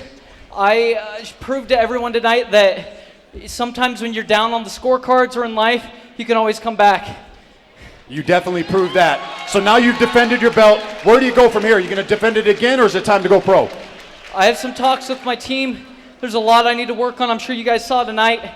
There's a lot that I need to do. I'm still a white belt in many ways, but I do want to challenge myself, maybe go down to flyweight or maybe go pro. David, it's always an honor calling your fights. Congratulations on a beautiful performance, and still Fierce FC Bantamweight champion. Cutting weight, you lose more than just pounds. You lose vital hydration. Rush Hydro helps me get back in peak condition after sweat loss leaves me depleted. It was specifically engineered for athletes like myself who need quick hydration recovery. This drink has a special ingredient, clusterdextrin, which is formulated to help my body retain electrolytes, use them more efficiently, and support lasting energy. When it feels like a race to rehydrate, Rush Hydro helps me perform my best. Try hydration redefined at rushhydro.com. Come on, check this out.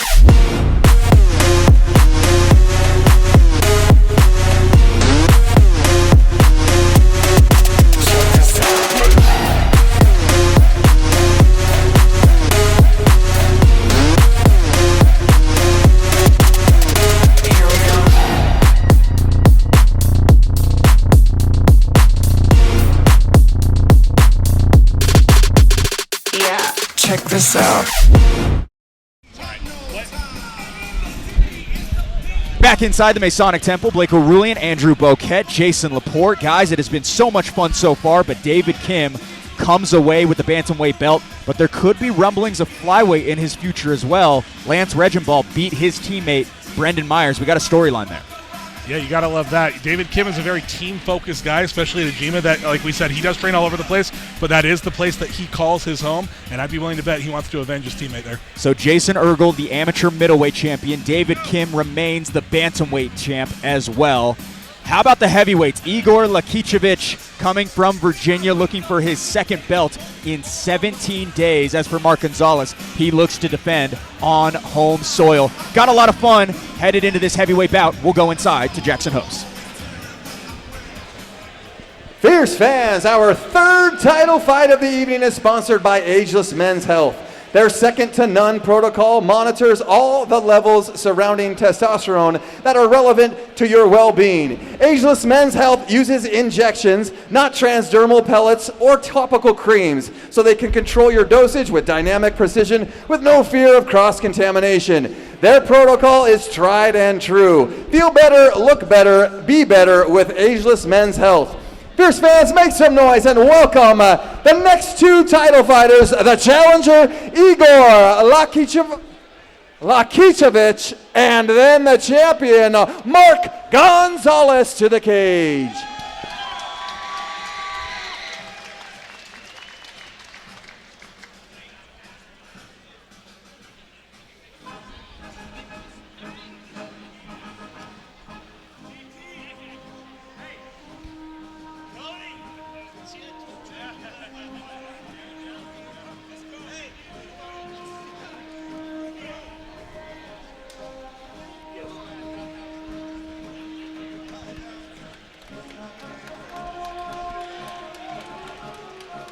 "17 days to turn it around in search of another strap. Enter Igor Lakichevich." Andrew, a short time to get primed for another title shot, but no hesitation out of him.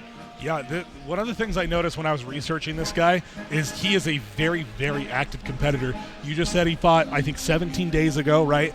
He also is constantly competing in jiu-jitsu tournaments. So a 13-3 professional grappling record, not to mention his fifth fight since February of this year. Sometimes that's a good thing, but when you get near the December and Novembers of the year, Jason, sometimes it can be a bad thing as well. Yeah, anything can happen when you step inside that cage.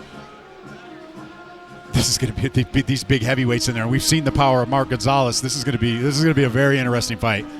Igor Lakichevich out of Asylum Fight Team and White House Rhino, again in Virginia. One win by decision, one win by KO, and one win by submission. Won the one in November, just a couple of weeks ago, I should say, via decision, versus a 17-fight veteran nonetheless as well. So certainly has the chops. I talked to him last night at weigh-ins, and he told me, he said, there is zero chance I'm not going home with that belt. I am winning it tomorrow night. He looks very confident stepping into the cage right now. And he's built like a rhino, too. I was going to say, you've ever seen a more Russian-looking fighter in your life?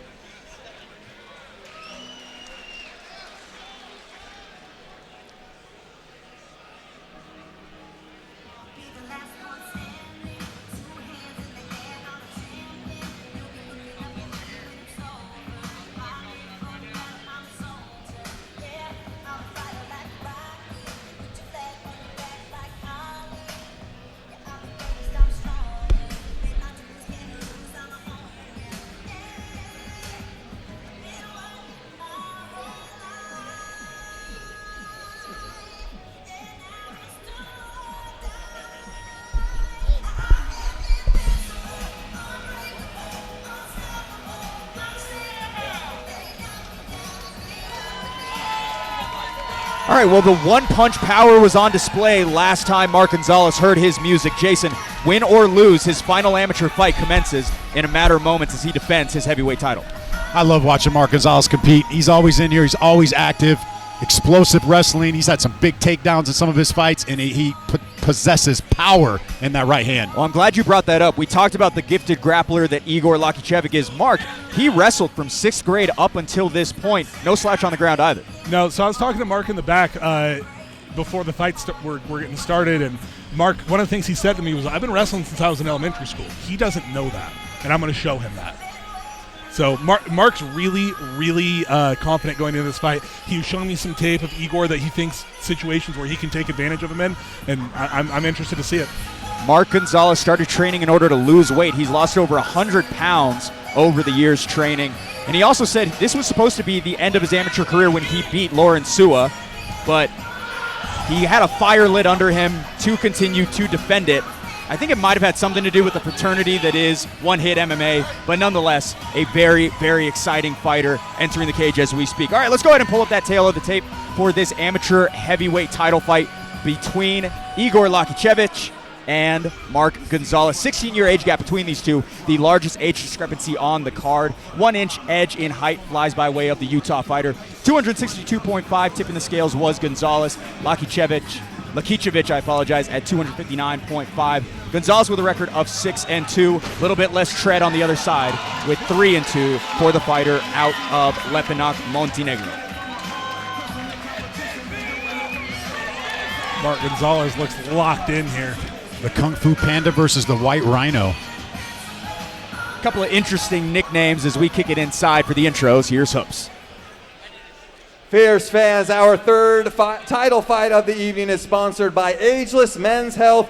And when the fight begins, the referee in charge will be Dave Selya. This fight is scheduled for 5 3-minute rounds for the Fierce Fighting Championship Amateur Heavyweight title. Introducing the challenger, fighting out of the blue corner, holding an amateur record of 3 wins and 2 losses. He stands 5 feet 11 inches tall and weighed in at 259 1/2 pounds. Fighting out of Asylum Fight Team and White House Rhino, hailing from Montenegro by way of Lexington, Virginia. Fierce fans, make some noise for Igor Lakicevic.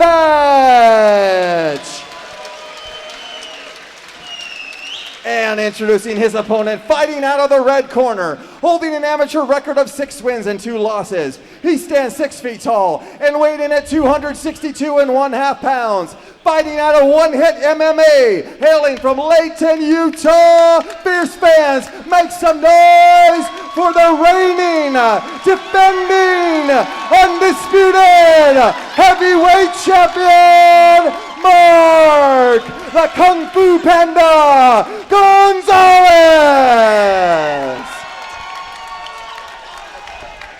Heavy-handed, Mark Gonzalez in the red gloves, cut from that same cloth as Igor Lakicevic in the blue gloves. This amateur heavyweight title bout is brought to you by Ageless Men's Health, committed to improving men's health for nearly 20 years. Ageless Men's Health, an official sponsor of Fierce FC. I have spent quite a bit of time studying Mark Gonzalez, and I will tell you the things that I think he brings to this fight that are going to give him an advantage are 1, his check left hook, and 2, his speed. I think he enjoys a considerable speed advantage in this matchup. Now, why would you have been studying Mark Gonzalez? I wonder why. The White Rhino was almost the White Gorilla.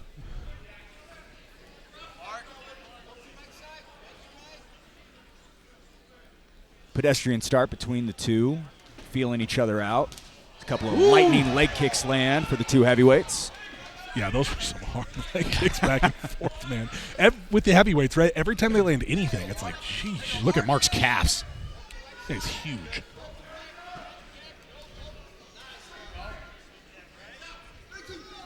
Igor looks very composed in there. Battling upstairs is Gonzalez. Moves back Lakicevic. Yeah, Mark, very athletic for a heavyweight. Moves very quickly. Nice feints. Igor has got to stop throwing naked kicks. He's going to get countered every time. And Mark putting on a pretty good pace here. Yeah, Mark looking confident tonight.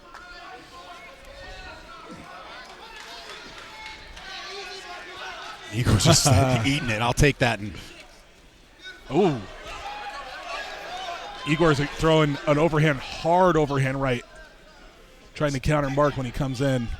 Swinging for the fences are the two heavyweights. Gonzalez bids for an uppercut. Pulls out halfway through. Corner of Gonzalez wants a takedown here. You look at Igor's calf is all knotted up on that left side, bruised. Hey, Igor doing a good job of blocking those. Yeah, though. he's blocked a lot of those. Nothing landed really solid. That was really good handwork there by Igor. Mark with a blisteringly fast jab. That landed. That was nice. I am shocked that Igor has not tried to close the distance to get a takedown yet.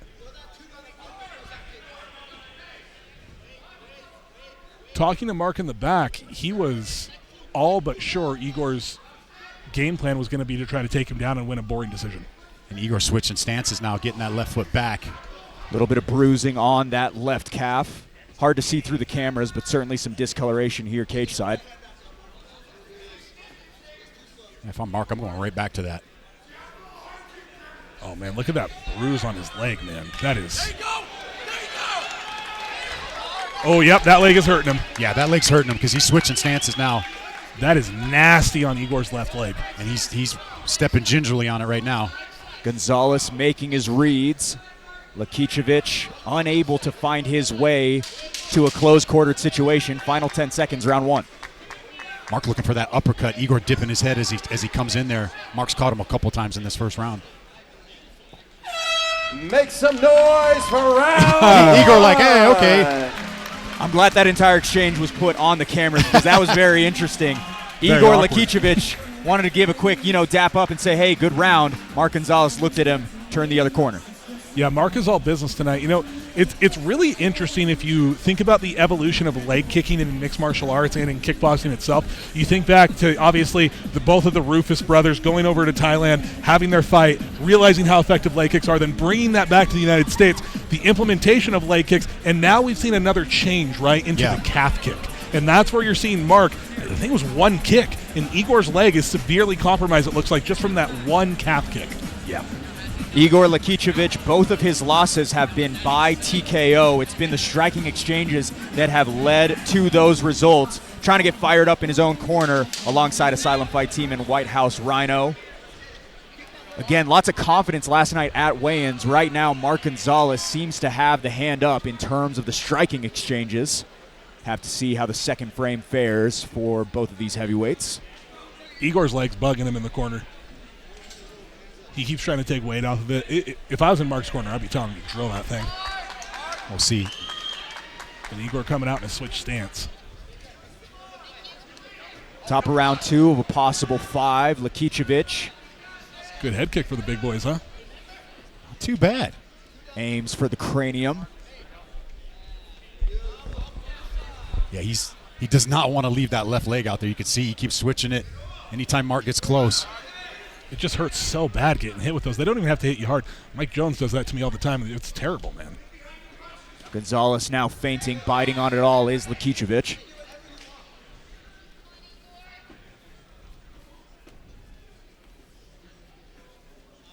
Moving gingerly as well at the moment as Gonzalez bludgers upstairs.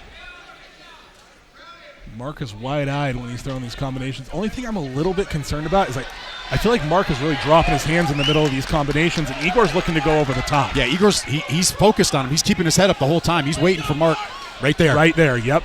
He's got to watch out for that. Good right hand by Igor again. And nothing's really connected. There it is. And Igor just landed a really good right hand, got Mark to back up. Liche starting to get a little bit of wind in his sails as he flails those looping hooks. Mark wincing his left eye there. And now Igor on the prowl, cutting the cage off. I'd like to see Mark go to the body a little bit there. Dude, Igor's high guard is phenomenal.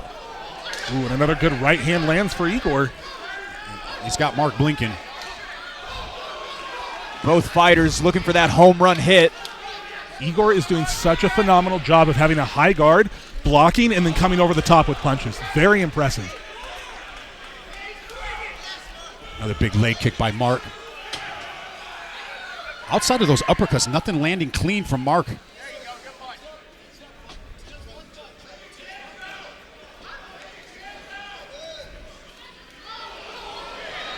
Liche continues to go back to that well, finding success here as Gonzalez still speedy up top. I'm concerned with what Mark's doing and him gassing out from this. Big shot from the Mark right there. We got a little sweat on us from that one. It's really hard when you're the guy on the back foot to try to keep up, keep your hands up, throw offense. Huge punch into a takedown there by Igor. Liche combines a couple of strikes, puts himself on top. First time tonight we're seeing some grappling. Andrew, you said this was going to be a key component of his game. So far, the second round been good for him. Second round's been phenomenal for him, and he's found the majority of it on his feet. This is great to end the round with a takedown, but honestly, Igor looking pretty phenomenal in the boxing. Yeah, he definitely has picked it up in this second round. And this is not what you want, right? A big guy like Igor, the white rhino on top of you? Yeah, not ideal. Somebody's bleeding over there. I don't know if it's Igor or Mark, but somebody's bleeding. Looks like it's Mark out of his ear. Hard to see where the source of that is from. Also, Igor Liche does have pretty large beard, but I do think you're right on that assessment, Andrew. It does seem as though it's coming from Mark. That left ear. Igor Liche, better round two. And we were going to talk about this during the walk-up, but he can mix it up on the feet, on the ground. Not only does he have that professional grappling record, he's also a Division III wrestler in the state of Virginia as we speak for the SVU Knights. Yeah, Igor does seem to be the more well-rounded fighter here. I'm going to be interested to see the adjustments that Coach Aldo is giving to Mark, because the way that Igor is just covering up and then throwing back, Mark's having a really, really difficult time dealing with that. So I'm interested to see what the read is here for him, because I don't think that Mark realistically has a good way to get Igor to the ground and implement a jiu-jitsu game. I think this is going to have to be a stand-up fight for him. I could be wrong, but we haven't seen it yet. Top of the third round of a possible five. Igor Liche has been to a decision once in his career. It was again just 2.5 weeks ago. As for Mark Gonzalez, he has gone to the scorecards 4 times over the course of his career. And I don't like that Mark pretty much let Igor take the center of that cage and just let him come to him. Almost had Mark back to the cage right to the start of this third round.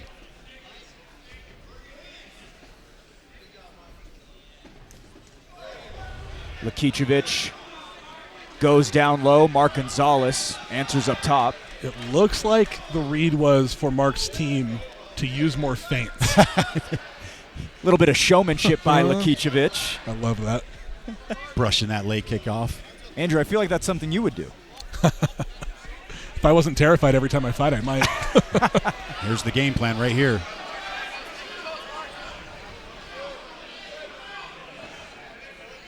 Liche goes back to his grappling. Mark Gonzalez trying to peel him off. He's trying to muscle Igor over, and Igor didn't move an inch.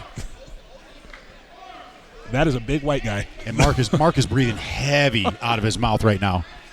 Just 3 pounds differentiated the two at weigh-ins last night. Liche, the lighter fighter, at 259.5. Again, Gonzalez at 262.5.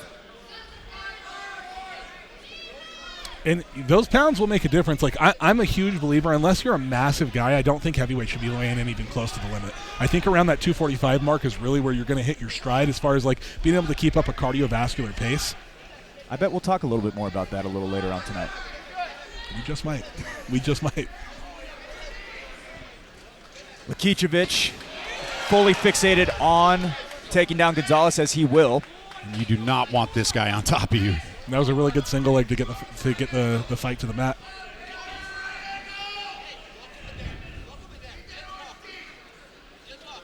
We always tell the kids in the jiu-jitsu class, if you're trying to fight a giant, you go for the legs. You have said, though, in the past that going for legs in any sort of MMA setting has not been the right move. Is that correct, though? As far as leg locks. Okay. That's what I meant. That's what I meant. Yeah, as far as not a fan of leg locks, no. Leg locks are a psyop. I apologize. As is the guard. That's what I thought you were talking about. My apologies. Liche investing in the body. Gonzalez tries to bite back with his own. Igor's doing a really good job of being real tight here, holding Mark down. Mark needs to get up on his side, and now he's starting to do it. Might be looking for a Kimura trap here.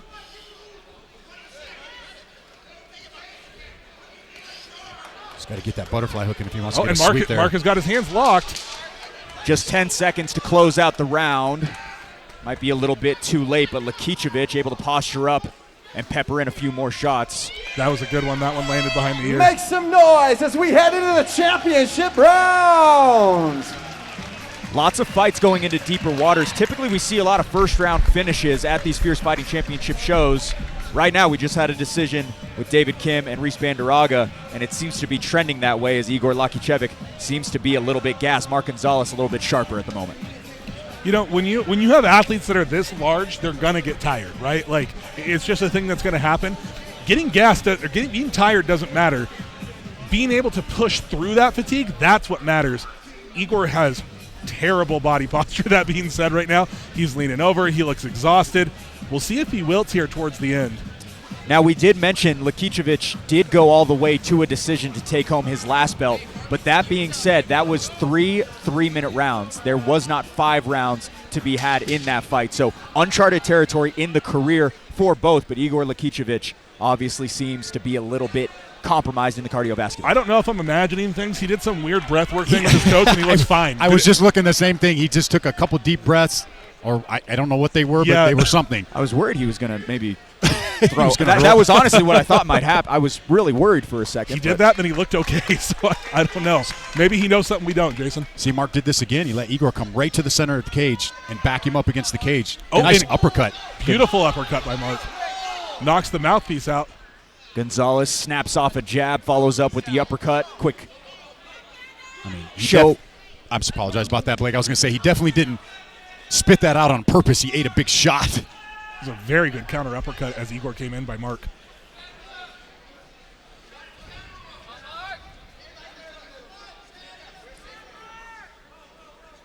Not nearly as active is Lakicevic as Gonzalez throws a lead left hook. His jab.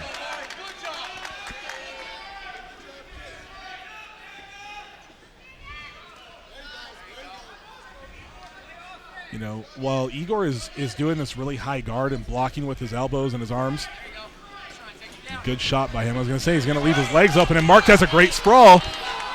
One of our cage crew guys just was seated next to the cage and just took a fall. If I'm not mistaken, that's Austin Strel. That is Austin Strel. Igor doing a good job here fighting to this takedown, and Mark defends appropriately and gets to the side, gets to turtle position. Gonzalez wrestles his way up. Andrew, you talked about this again, a lifelong grappler himself, showing it right now. Yeah, he typically tries not to use it in fights. He likes to knock people out, but he has shown that he has some acumen on the ground here.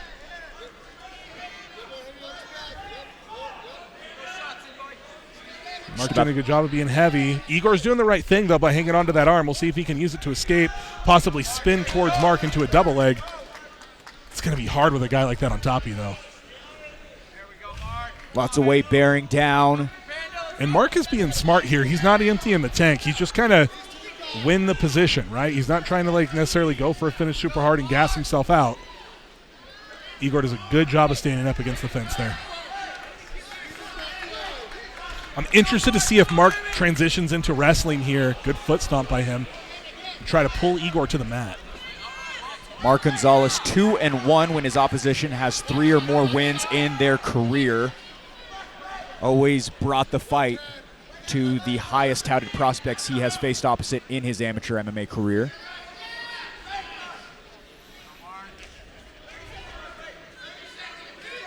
More so making his weight be known and draping it all over the visiting fighter, Jason. That's got to feel heavy coming into the waning seconds of round 4. Yeah, great pressure, cage pressure from Mark Gonzalez, just laying all of his weight on Igor. Some of those shots are getting through, too. Not bad. Igor looks exhausted. He looks absolutely exhausted. And he pretty much just sat down after he heard the 10-second clapper. Make some noise as we head into the 5th and final round. Well, we'll have to see what is answered between the two in the final round, and you typically don't see heavyweights go this deep into things, especially with the way that the first round started in terms of the striking exchanges. To be seeing a 5th round is wild. That being said, Igor Lakicevic seems to be compromised. He seems to be extremely compromised, and like you guys said, heavyweights typically don't go to the 5th round, and for good reason. It's hard to move a big body all those minutes. So I'm going to be interested here. It could very well be 2-2 going into this 5th round. It might very well come down to who wants it more. Yeah, right now Igor taking some big deep breaths again there. He's pretty exhausted. Mark standing up, little corner posture there, letting him know. Igor just glanced over at him too, and Mark standing up. I guess he'll take a seat now. Good job by the team of Mark Gonzalez, though, to get him ready for this. Cardio is something he has struggled with in the past, and so very impressive for him to be looking this fresh heading into a 5th round of what has actually been a pretty tough fight, back and forth. Yeah, great back and forth fight. Gonzalez 3-1 win going to a decision. Again, never been in a championship setting like this one, opposite a fighter of the pedigree. Again, no glove touch between the two. Liche denied once again by Gonzalez. It's the correct thing to do, man. We're fighting. We're not partners. We're not training. That's not uncommon for Mark. We've seen that from him in the past. He's all business when he steps inside those cage doors.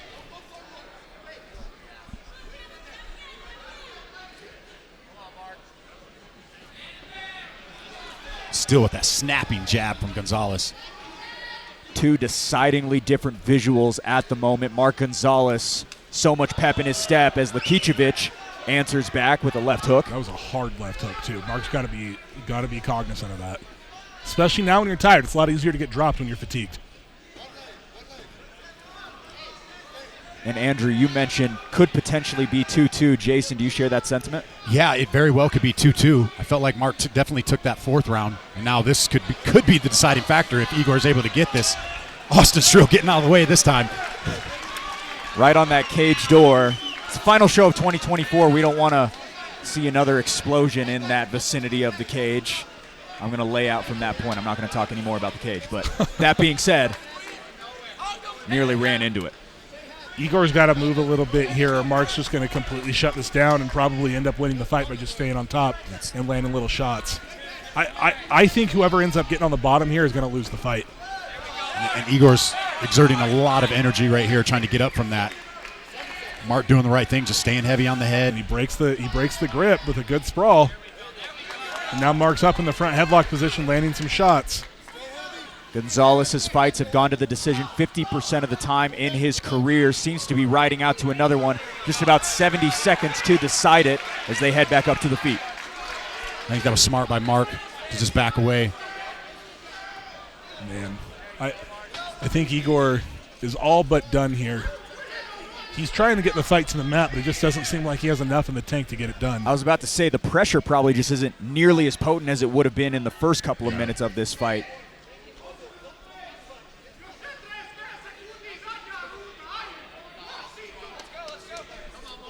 Getting some coaching in his native language is Liche as he's able to lift up the hips and find Gonzalez matted for the first time in a while. That was great effort by him. He's completely exhausted. That was really impressive. And now can Mark do anything with this with 20 seconds left in this 5th and final round? And Mark very much looking like he's feeling the fatigue as well. His arm is in trouble, this Kimura here. If Igor can see it. I don't know if Igor's seeing it. Looks as though it will hang in the balance of the judges once again. Igor Liche closes this one out on top. Gonna be interesting. Mark Gonzalez shoots straight back up and throws his hands up in the air for the hometown crowd. Both fighters exhausted after a grueling pace for 15 minutes. Yeah, Igor just dropped to his knees. Now he's standing up, pointing up.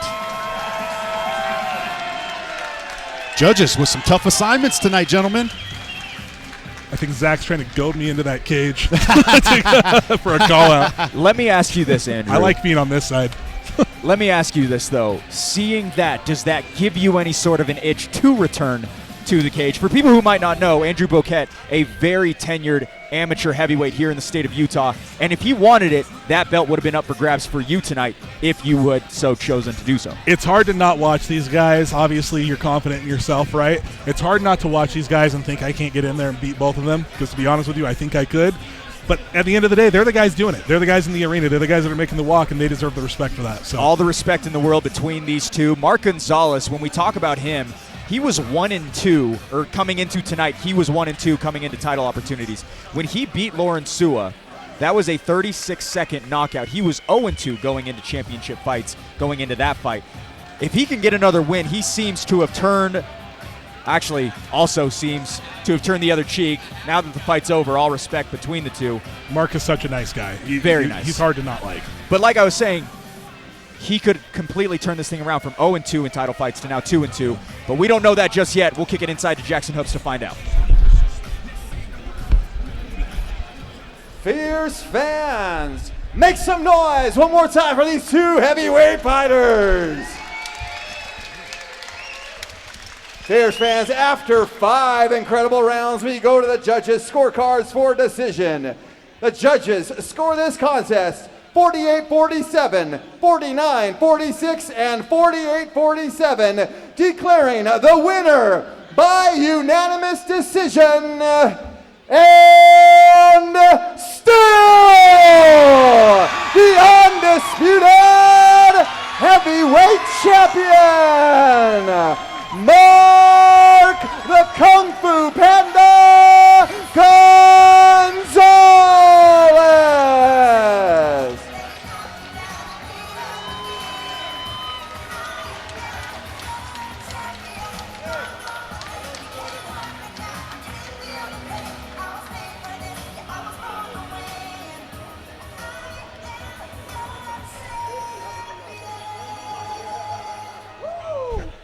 Come on over here, champ. Mark, great back and forth fight. You guys were back and forth the whole fight.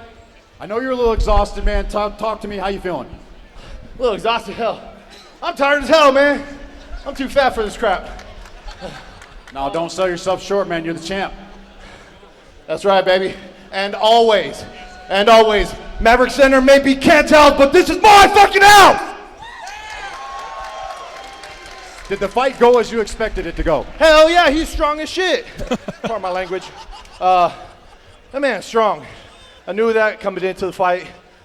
He was gonna try to execute his ground game. Sure as hell did, but there's a reason why I'm a champ. And always. Yes, there is. What's next for you now? You got the belt, you've defended it. Are you going pro or are you gonna defend it again? I'm done. This is my last amateur fight. I'm going pro. I'm getting too old for this. I'm 38, gonna be 39, probably by the time I actually go pro. So my clock's ticking. It's time to make some money, baby. Is there anybody you want to give a shout out to tonight? Yeah. Mason! I need to read the back of your shirt. First and foremost, while I read out sponsors, you, sir, come on up here, both of you. Yep, Josh, Aaron, get up here.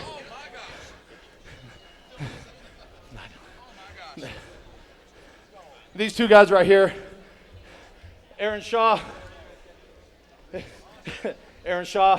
my man right here, hooked me up with these amazing fight shorts.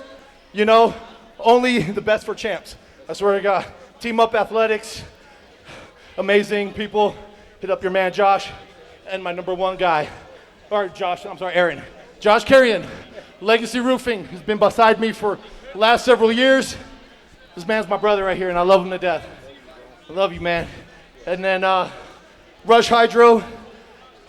Rush Hydro's a big sponsor of mine. And Sprinkleberry Cakes by Hakel. Shout out to her and her cake business. Elevate Superwater. I don't think you guys are here, but thank you so much. Combat Corner, partnering up with them some time ago. Thank you. And Ageless Men's Health, they're somewhere around here. Thank you guys. They've helped me drop from 320 pounds to the beautiful 260 girlish figure you see here today. Thank you. Couldn't have done this without my number one coach and friend, Aldo Regia, my number two, Mason, and Joe, the scariest dude in my training camp. Thank you. I love you guys. And certainly, the love of my life, my beautiful wife. Sorry for spitting on you. Thank you, babe. I love you and the kids. And I'm off to eat some tacos, baby. Let's go. Give it up for your winner and still Fierce FC heavyweight champion, Mark Gonzalez. Hi, I'm Jason Laporte, Fierce Fighting Championship commentator and general sales manager at Performance Honda in Bountiful. We are the fastest growing Honda dealership in the state, and we have one of the largest certified pre-owned inventories in the state of Utah. Our service department has master technicians with over 100 years experience collectively. Bienvenidos a Performance Honda Bountiful, donde los tenemos en español y les ponemos una sonrisa todos los días. Visit us at 2215 South 500 West or performancehondabountiful.com.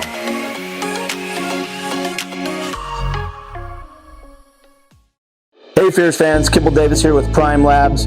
We are now the official lab testing partner for all of Fierce Fighting Championships fighters. We provide a combat trio for all fighters across the Wasatch Front, as well as if you want to get in the best shape, like one of your favorite fighters, we provide many comprehensive blood panels. All you have to do is click on the link or text 385-645-7400. Whether you're a fighter or just someone that wants to take charge of their own care and looking to address a lack of sleep, fat gain, or even muscle growth, Prime Labs has different panels for all financial situations. So please shoot us a text at 385-645-7400, scan the QR code, or please go to the website and come check us out.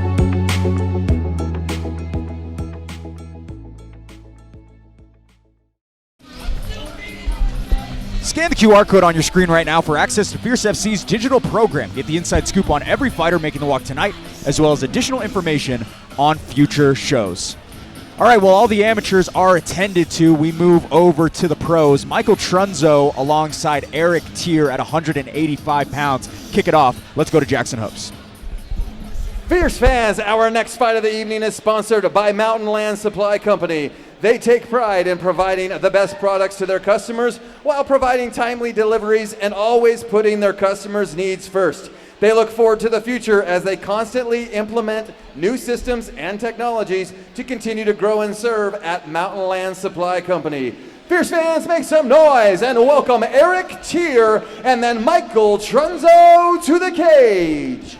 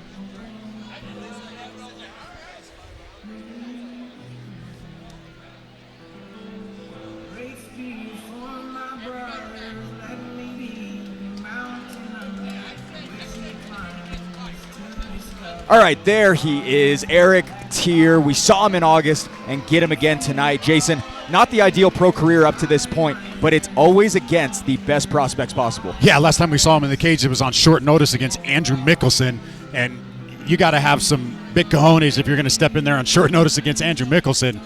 Yeah, and Andrew, he's been the trigger man for tough competition throughout his career. Only fought 2 fighters with a recorded loss in his entire career. That's insane.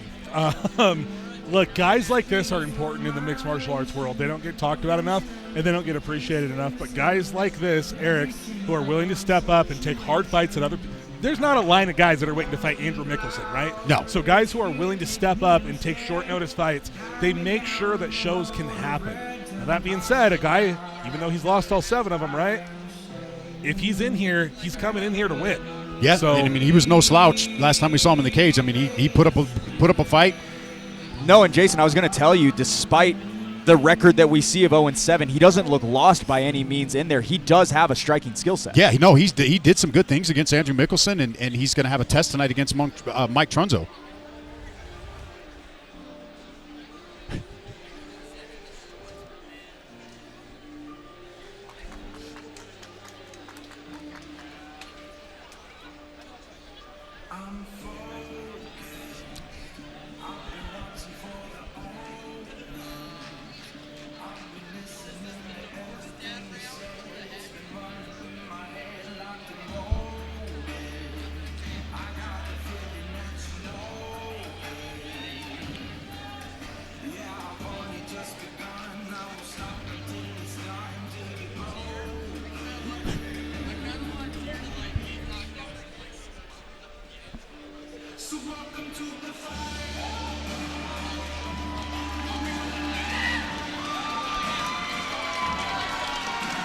Well, he averages 1 fight a year, so sliding in before time runs out of 2024 is Michael Trunzo. Andrew, he jumps up to pro at 42 years of age. Felt it was time to level up. Got a good dance partner to do that, opposite Eric Tier. Yeah, I mean, this is a great fight, you know, to cut your teeth in the professional division, right? You got a guy who's 0-7. He hasn't had a win yet. Means he's obviously beatable because other guys have done it. And it's a good way to enter while having a lot of confidence. Now, that being said, and I can tell you this from someone who's been the A side in most of his fights, there's a lot of pressure when you're fighting someone who's 0-7. You don't want to be the one, right? And so there's also, while it's a good matchup for him, there's a tremendous amount of pressure to get the job done. Michael Trunzo, all fights have concluded via KO or TKO. Jason, he brings a firefight no matter what. Yeah, he's going to bring a firefight. I mean, hey, doing it for the over 40 guys. I love seeing it by Mike Trunzo. Let's hear a little bit more about the age as we pull up our tail of the tape presented by Prime Labs.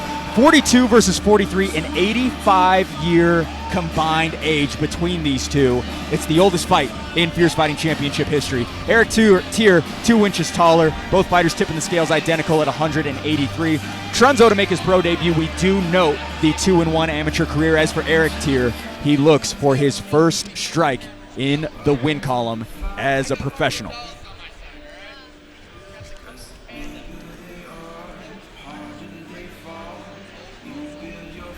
Michael Trunzo enters the cage. His son, Michael Trunzo, also competed earlier this year at Fierce Challenger Series 9. Gets a nice pop from the Utah crowd. And with that, it looks as though we're about ready to get you primed with intros. We'll go over to Jackson Hopes. Fierce fans, this fight is sponsored by Mountain Land Supply Company. This fight is a professional middleweight battle scheduled for 3 5-minute rounds. And when the fight begins, the referee in charge will be Dave Selyusted. Introducing the first fighter, fighting out of the red-blue corner. Holding a professional record of 0 wins and 7 losses, he stands 6 feet 2 inches tall and weighed in at 183 pounds. Fighting as an independent fighter, hailing from Bozeman, Montana. Fierce fans, make some noise for Eric Lizardman Tier. And introducing his opponent, fighting out of the red corner, making his professional debut. He stands 6 feet tall and weighed in at 183 pounds. Fighting out of One Hit MMA, hailing from Morgan, Utah. Fierce fans, make some noise for Michael Trunzo. Pro debut pending for Michael Trunzo in the red gloves. Montana's Eric Tier stands opposite in the blue. This middleweight bout is brought to you by Mountain Land Supply Company, providing the best products and meeting customers' needs first. Mountain Land Supply Company, an official sponsor of Fierce FC. Someone is about to get knocked out viciously is my guess, based on the way these guys are posturing in their corners. Quick slip by Trunzo, gets right back up and fires off a shot upstairs to Eric Tier's head. And it's got to be hard for Trunzo to fight a guy like Tier. He's just so unorthodox. Folding the body is Trunzo. Tier matches it. Oh, and Tier just landed a nice right hand.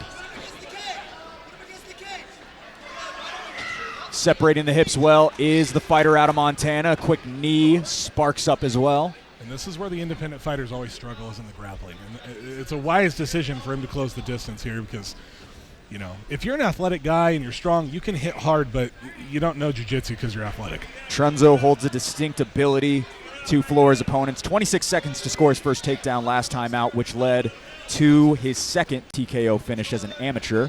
But Eric Tier still keeping his way upright.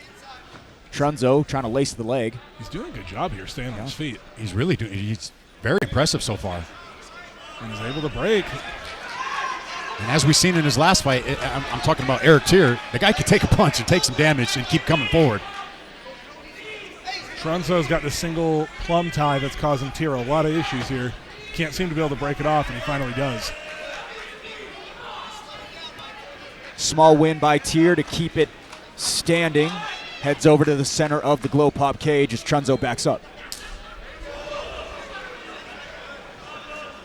And a slapping leg, or a slapping kick. Oh, lands as Trunzo floors Tier in midair.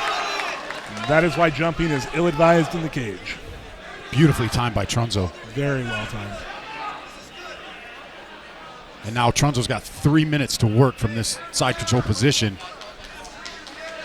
Fair to say, Andrew, I think he was going for a flying knee. Is that what it was? Some flying something. Yeah, definitely. Maybe he watched the Kai Asakara fight and decided he wanted to emulate that. That was a lot of fun. I like Kai Asakara. He won me over. A little bit of wincing from Tier as Trunzo moves to mount. Trunzo staying very patient, not overreacting, staying calm, getting into position. And this is what you would expect, right, out of a fighter who trains out of a gym versus an independent, right? Take the fight down, control, take your time, look for your spots, and then finish the fight. Michael Trunzo, 2 wins by KO or TKO, most recently in July of 2023. Now punishing with some elbows as Eric Tier seems to be wilting a bit. Those are really big shots from Trunzo on the top. And Trunzo listening to his corner beautifully. They wanted those elbows, and he's giving them to him. Dave Selyestedt giving it some time to breathe. When you're a new pro, you got new toys, you want to play with them. Yeah. There it is. Dave Selyestedt calls it. Michael Trunzo pulls off the shutout in the pro debut.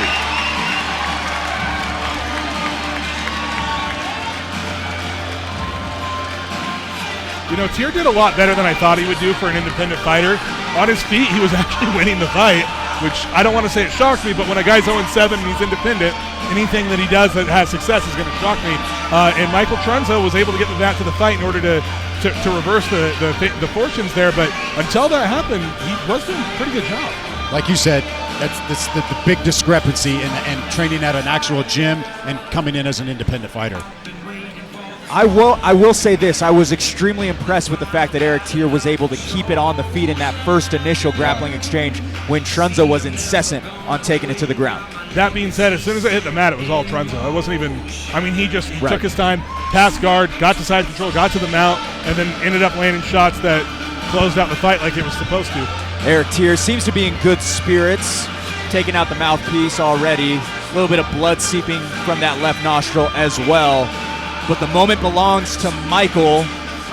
Another successful victory for One Hit MMA. A good night for them so far, given the win by Mark Gonzalez.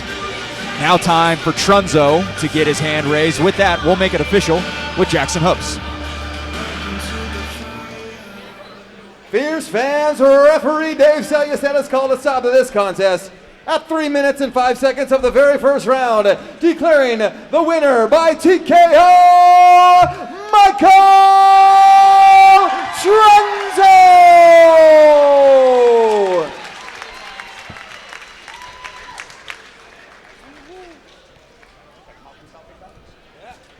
All right, ladies and gentlemen, here with the winner, Mike. Mike, impressive pro debut performance. I got to ask you, did you feel any pressure coming in here on your pro debut, fighting the guy with such an unorthodox style, coming in at 0-7? How much pressure were you feeling? We trained so much in the gym. We put in so much work. I wasn't nervous, actually. There was regular nerves, but nothing special. Yeah, you looked really calm and composed once you took to the fight to the mat. Is that where you feel you had an advantage? It was, yeah. Because of his unorthodox style. So 1-0 now as a pro. Where do you go from here? I don't know, we'll see. You're doing it for the over 40 guys. I love it, man. Is there anybody you want to give a shout out to? A lot of people. Hey, man, can I see the back of your shirt real quick? Sorry, guys. All right. The Post Bar and Grill in Morgan, Utah. They are an awesome bar, great food.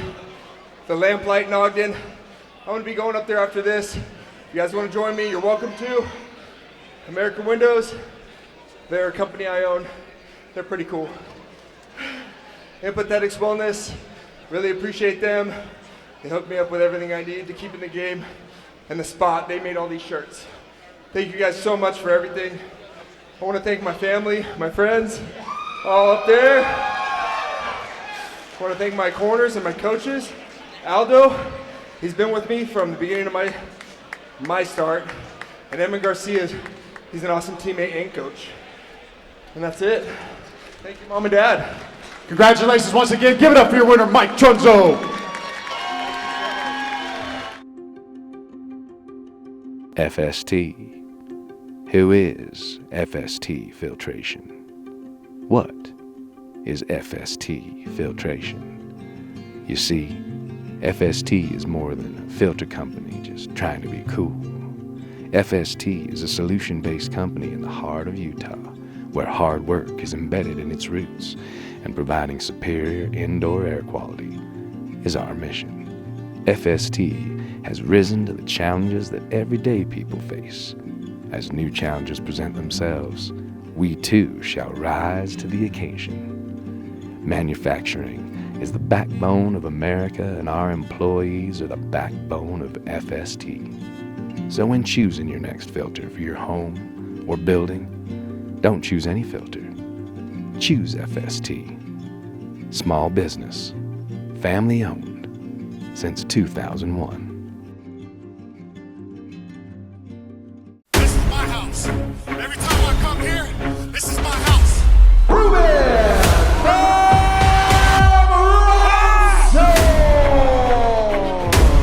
Huge fight, huge test for Kent Mafileo.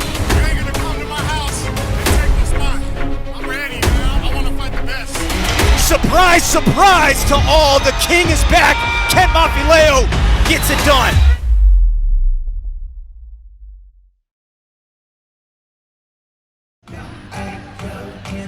Back inside the Masonic Temple, scan the QR code on your screen right now for access to Fierce FC's digital program.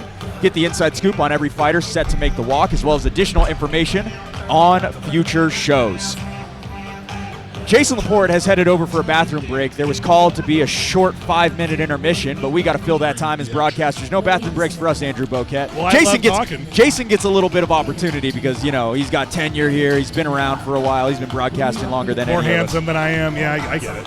No, I think it's a pretty good stalemate between you two. I'm far in third place with that. But that all being said, what a show we have had so far. Michael Trunzo comes away with the first round finish. First finish we've seen in a while. First one actually since Jason Urgal came away and finished Walker Pelto. And I think it's safe to say, Andrew, a lot of people did not see that win coming out of Jason Urgal. All respect to him, but nonetheless, Walker Pelto has been dominant so far through his amateur career. It's difficult to stop a guy like an object in motion, right? It's difficult to stop someone once they get going. And in mixed martial arts, you see it all the time. A champion, Chris Weidman comes to mind, is so dominant and they look unbeatable. They lose one fight and then they can't get back in the win column. I'm not saying that's going to happen to Walker. I'm just saying it looked like he was about to take over the entire division by storm. Jason Urgal, of course, big believer in jiu-jitsu until someone shows him otherwise, and was able to get it done. David Kim comes away with the win in a gritty decision. I was just talking to Steve Farragher right before we turned back on the lights, and he said it was the final 10 seconds of the 5th round on every scorecard that gave David Kim the win. Very interesting. Very, very interesting. It's not really shocking to me. It was such a back-and-forth fight. It was so close the whole time. It was. I'm interested to talk to David after the fight, and I'm going to ask him what was it that hurt you. I think it was the body kick. I think he did say afterward it wasn't. No, it wasn't. He said something in his knee. I asked him after the fight if it was the body kicks or the kicks that were causing problems, and it was something. I want to say we'd have to rewatch the tape, but I did ask him, and I want to say something in the leg. Jason's such a professional. That all being said, what do you think the future holds for David Kim? He looks as though he could go pro if he wanted to. Obviously has a beautiful record next to his name, but he said he might want to take a little bit more time and sharpen up some of the skills. Yeah, I mean, I think you saw that. I mean, once again, he's fighting a tough kid. He still comes up, he still defends his belt, but like he said, there's some things he wants to sharpen before he takes that next step. That 135-pound division in the professionals, or he even said he wanted to drop down, right? Yeah. That's no joke, dude. Like, those are the best fighters in the world, in my opinion, right? Oh. Those smaller guys are so talented. He said himself, right there, you guys saw some things. And he's a martial artist. He's a real martial artist. And so you're going to hear him be really critical of his own performance, but there were some things that he needs to work on. And he's been training with Joe Haro, so he's getting to test himself in the training. And obviously, if it's in the training room, but he's getting to see the different levels of that pro rank. And not only that, we obviously see the grappling pedigree that he has, but it is the striking, I would say, that needs to be able to level up in order to get to the highest levels in which people think David Kim's ceiling is. That all being said, being with a guy like Joel Haro would be beneficial. That's definitely going to help your striking. Speaking of Joel Haro, I got a quick true or false. I'll start with you, Jason. A Joel Haro win propels himself to a larger scale promotion. This is a huge step for him. I think this is the one that's going to put him on the radar. He's kind of already been in there. He's teetering on there. He's had a couple big wins since his loss. Just a couple more minutes. This is a big DJ name. Dre Rocco. Sorry about that. Big name in Hunter Azure. If he can get a win against a guy like Hunter Azure, I would think he's going to get that call or close to it. Andrew, same question to you. Yeah, so I think Jason's right. Hunter Azure was in the UFC.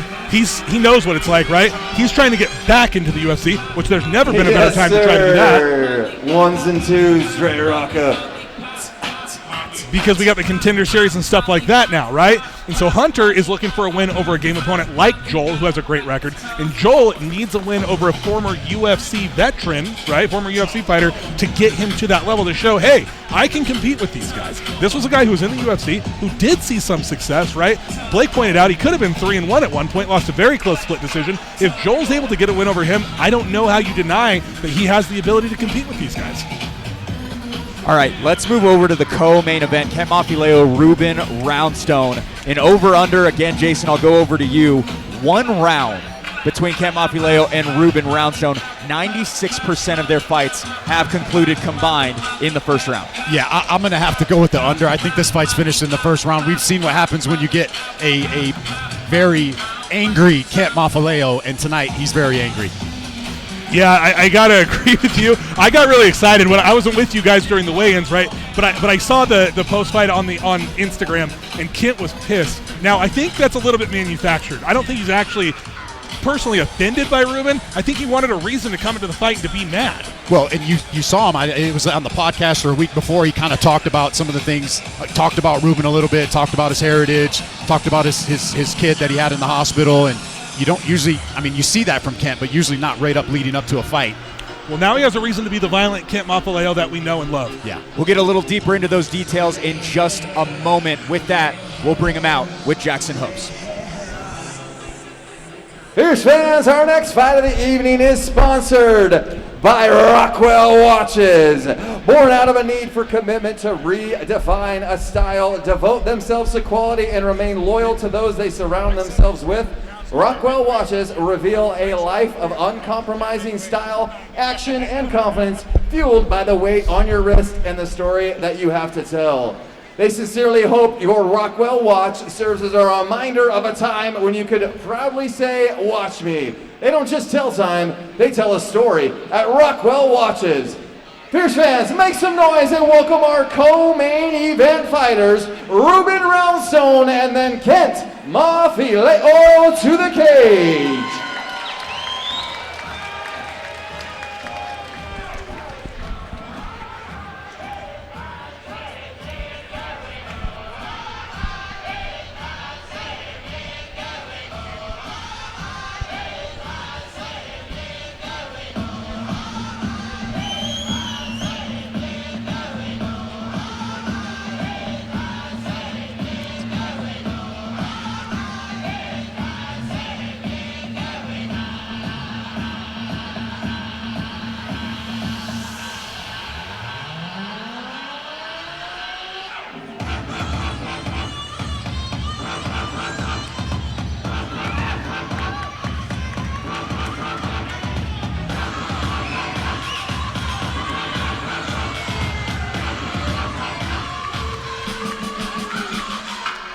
Energy is always up and on display for Ruben Roundstone. Andrew, an uphill climb just to cut the curtain here tonight. Spent the back half of 2024 uprooted from Montana to Salt Lake fighting for his infant son's life. A surplus of emotions coming into tonight. Yeah, his story is obviously incredible, right? Like anybody, parent or not, but especially if you're a parent, watching what he was talking about and the things that he's been going through with his family, it's difficult to not root for him, right? You want to root for a guy like that. He's fighting for a very noble reason.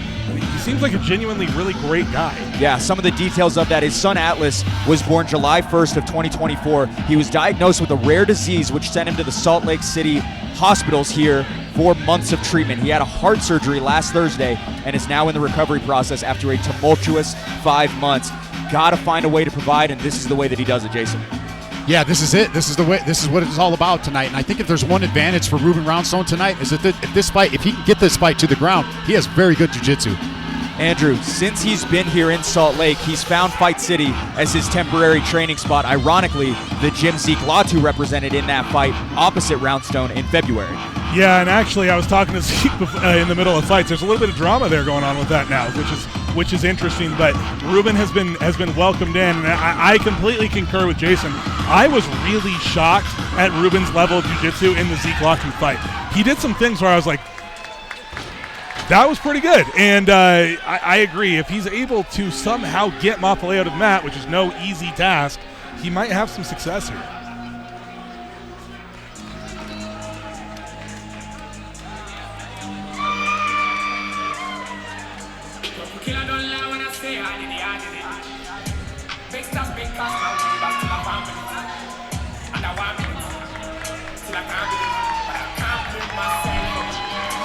Back at home base to close out his 2024 campaign, enter Kent Mafileo. Jason, 2 fights in 20 days back in August, now a full camp coming into tonight. Hopes to serve him well. Yeah, he's been getting the rounds in. He's down there at Agima training hard.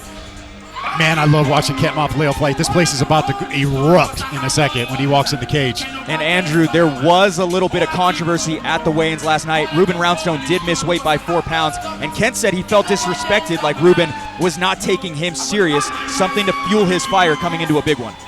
You know, I've said it a couple times. I do think a little bit of that is Kent just getting himself into a proper headspace. But I have also fought guys that miss weight, and it is annoying. It pisses you off because you go through it, right? Kent's not a small guy.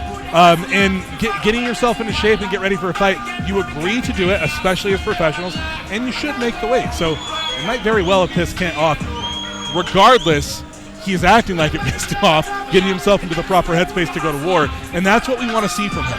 All right, let's go ahead and see what flies off the film in this co-main event. Professional heavyweight bout between Kent Mafileo and Ruben Roundstone is upon us. Mafileo, 8 years senior, identical in height at 6'2" between the two heavyweights. Again, Roundstone did miss weight last night by 4 pounds at 270. Mafileo under the heavyweight rim at 261. Mafileo with a record of 7-2, a perfect 500 on the other side, with Ruben Roundstone's record being 5-5.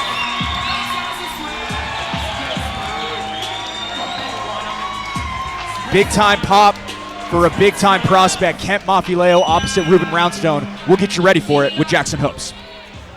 Fierce fans, this is your co-main event of the evening, and it is sponsored by Rockwell Watches. This fight is a professional heavyweight bout scheduled for 3 5-minute rounds, and when the fight begins, the referee in charge will be Dave Selyused. Introducing the first fighter, fighting out of the blue corner, holding a professional record of 5 wins and 5 losses. He stands 6 feet 2 inches tall and weighing above the contracted weight at 270 pounds. Fighting out of Fight City SLC and Crazy Dog Jiu-Jitsu, hailing from the Northern Cheyenne Nation, by way of now Salt Lake City, Utah. Fierce fans, make some noise for Ruben Bam Roundstone. And introducing his opponent, fighting out of the red corner, holding a professional record of 7 wins and 2 losses. He stands 6 feet 2 inches tall and weighing in at 261 pounds. Fighting out of Rise Boxing, Classic Fight Team, and Agima Jiu-Jitsu and MMA, hailing from Salt Lake City, Utah. Fierce fans, make some noise for the former heavyweight champion, Kent Mafileo.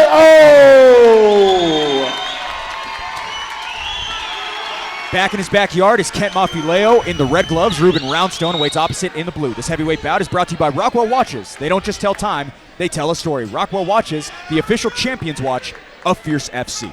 You know, one thing I'd like to point out before this gets going here is that Ruben asked for this fight. He specifically said, I want Mafileo. He's been eyeing Kent since that win in February over Zeke Latu. Obviously, Zeke Latu and Kent Mafileo, very close training partners over the years. Kent looks like he's out for blood tonight. Yeah, he's going to explode here. Mafileo targets the body and then the chin as well. Roundstone shelled up effectively. Roundstone's plan cannot be to stay against the cage and throw kicks. He has to grapple. He cannot stay here. Big body shots by Mafileo. This is where you do not want to be with Kent Mafileo. Brutal elbows. Roundstone eating just about everything, not crumbling yet. I don't know how. Are these getting through? It's hard to see from our. Oh, that was a low blow. That was a low blow. Massive low blow lands for Roundstone. Mafileo shakes it off. Right back into the action we go. We don't need Dave to stop it. No, we don't need Kent Mafileo any more pissed off than he already is. Oh. And he's smiling while he's hitting him here. Kent trying to for the takedown. I like it. Was not expecting that. I like it. Quick clinch wrapped up by Roundstone.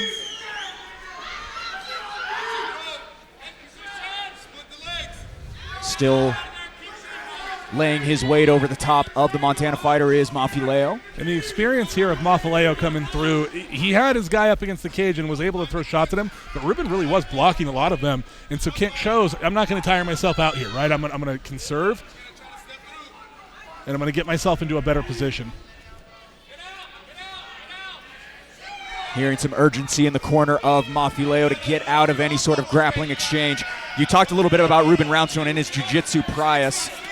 4 wins by submission, but right now Kent Mafileo getting it done with his elbows. Now a couple of big gasps from the former heavyweight champion. Ruben firing back. Yeah, Ruben's playing possum right now. Big body shots from Mafileo. I was just going to say, I would love to see Kent go to the body, and he does exactly that. Really smart by him. Roundstone been knocked out 3 times in his professional career. Mafileo unable to break through the guard at the moment, but still going strong. You know, it's funny. None of this seems to be affecting Ruben too much, which is blowing my mind because the shots are right in front of us and they look like they hurt. They do look like they hurt, but he's landed a couple big knees and he just tried it again there. Knees trade back and forth between the two heavyweights. And they're just asking each other if they're good because it looked like somebody threw a low blow there. Mutual respect from both fighters. Happy to see that after all that went down last night at weigh-ins. Ruben going for a hip toss, doesn't get it. Kent's able to separate and throw some more shots. And I just heard Marco Sanchez in Kent's corner tell him to take his time. Don't rush anything. Kent's doing a good job of picking his spots here. Couple of sniping shots land. Mafileo goes down. Dave's like, it's over. There it is. Kent Mafileo, crumbling combination thrown as he finds a new spot to call home. That was a very good stoppage by Dave, actually. It looked early, right? But when we see Ruben over here, excellent stoppage by Dave. Yeah. If he would have allowed him to get hit anymore, he would have gotten seriously hurt. And Ruben's cut up over that left eye. Yeah. Mutual respect. We always like to see that. Some sniping shots by Kent Mafileo, accurate as can be. Ruben Roundstone just began to debilitate over the course of it. It's tough to take that many shots, Andrew, from close quarters. Kent's too strong. You can't let a guy like that sit there and just tee off on you. It doesn't matter how tough that you are, right? Eventually he's going to get something through and it's going to hurt, and that's exactly what happened. It's a dangerous man. That is win number 7 via KO in the first round for Kent Mafileo. Still a problem at 38 years old. What a way to close out 2024 for him. He has had 5 fights over the course of the past 12 months. He's faced his last couple of losses versus Jared Banderaga as well as Maxwell Nana in the PFL debut. But nonetheless, showed out here in Salt Lake City. Yeah, and if you've been paying attention to either of those guys' careers, in my opinion, I think those are losses that are going to age really, really well. Jared Banderaga is destroying the regional scene right now. And Maxwell Mana is like one of the scariest human beings I've ever seen in my entire life. So, you know, in MMA, it's like you're going to lose some fights. Make sure you lose them to good guys. And Kent has only lost to very good fighters. Another first-round finish for Kent Mafileo. As good as he can be, the Masonic Temple lit up by him in the co-main event. We're going to go ahead and make it official with Jackson Hoops.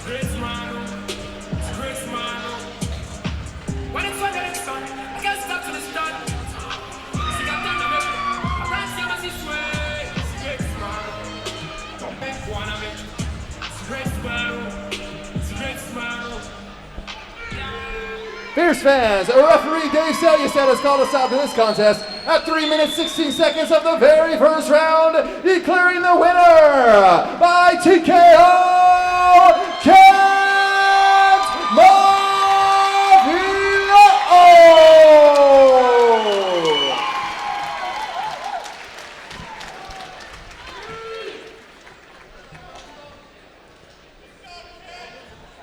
Big Kent, impressive performance tonight. Looks like you guys were pretty cordial leading up to it, and there's a little bad blood for him missing weight. Did that really piss you off? Not too bad, but I'm a crybaby, you know what I mean? I made a big deal of it, but it is what it is, man. I'm fat too, so shit. Well, we always like to see the sportsmanship afterwards. Phenomenal performance. Did you see the fight going this way? Yeah, I saw a pretty easy path to victory, but I just feel like I'm him. I'm that guy, so give me my motherfucking flowers. You got a new house now. I got a temple now, baby. I got a house in West Valley and a motherfucking temple on South Temple, baby. What's happening? Is there anybody you want to give a shout out to tonight? Shout out to the Most High, my God and my Lord and my Savior. I know some people don't understand why they thank God in here, but God's who made me this violent motherfucker that I am, and I thank you, God. Any sponsors?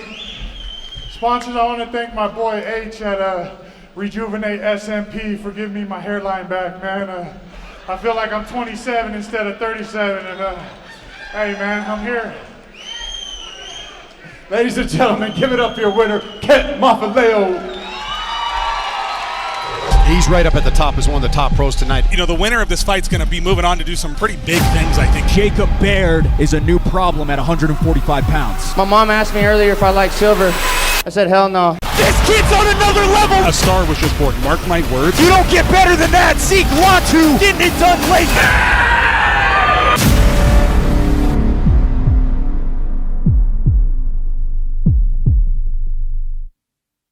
A few years back, I went through a life-changing transformation that led me to where I am today. I lost 170 pounds and began my kickboxing journey when one of my kickboxing clients, who happened to be a realtor, sparked the idea within me that the passion I have could be put into real estate. And that's exactly what I've done. I'm a wife, mom, and grandma, and I'm also a kickboxer, and I'll knock out the competition. When it comes to real estate, be distinct. Choose pink. So King Kent has got a temple for himself now. Originally it was a house at the Maverick Center, and now he's got his own temple. Now he's got his own temple, and that's a bad man in there. I think he just connected to the jaw of Zach while he was getting his paycheck tonight by accident. They were in there doing a little sparring, and I think he just accidentally clipped Zach there. He's still standing. I mean, have you ever seen a more punchable face than Zach Partridge? Yeah, that's true. He's still standing, though. All good to go is Zach Partridge. Well, we're 8 fights down. Final fight of 2024 is upon us. Hunter Azure alongside Joel Haro. We won't make you wait any longer. Back inside. Let's go to Hoops. Fierce fans, our main event and final title fight of the evening is sponsored by R&R Barbecue. When you take shortcuts, you get lost, and at R&R Barbecue, their multiple awards have proven time and time and again that they do not take shortcuts. Their recipes, spice rubs, barbecue sauces, and smoking techniques remain unchanged since the early days of their award-winning competitions. Located in both Utah and Idaho, their savory menu and catering options will leave you full with every meal at R&R Barbecue. Fierce fans, make some noise and welcome our final 2 fighters, Hunter Azure and then Joel Haro, to the cage.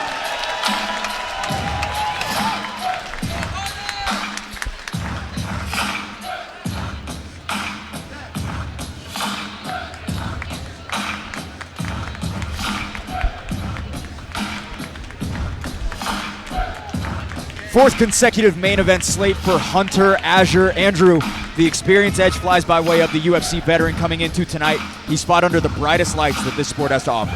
Yeah, Hunter Azure is an absolute veteran. He's been in the best spots, the biggest spots that you can be in, which are in the UFC. He got cut after going 2-2, and now he's looking to make his way back into the organization.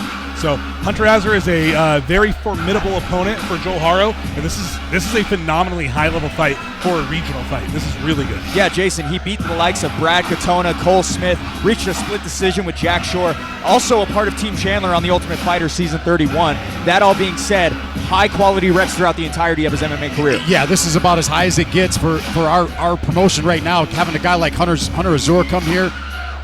And I'm really curious to see, he's fighting a guy like up-and-coming guy like Joe Haro, is maybe there's a little bit of, hey, I'm still the guy. I'm still here. I'm still capable of fighting in the UFC. So he may have a point to prove tonight. Well, and that has been the trend at Fierce Fighting Championship. Fierce fighters are 0-2 in 2024 versus UFC veterans. Carson Hardman losing to Justin James and Kent Mafileo losing to Jared Bandera back in February.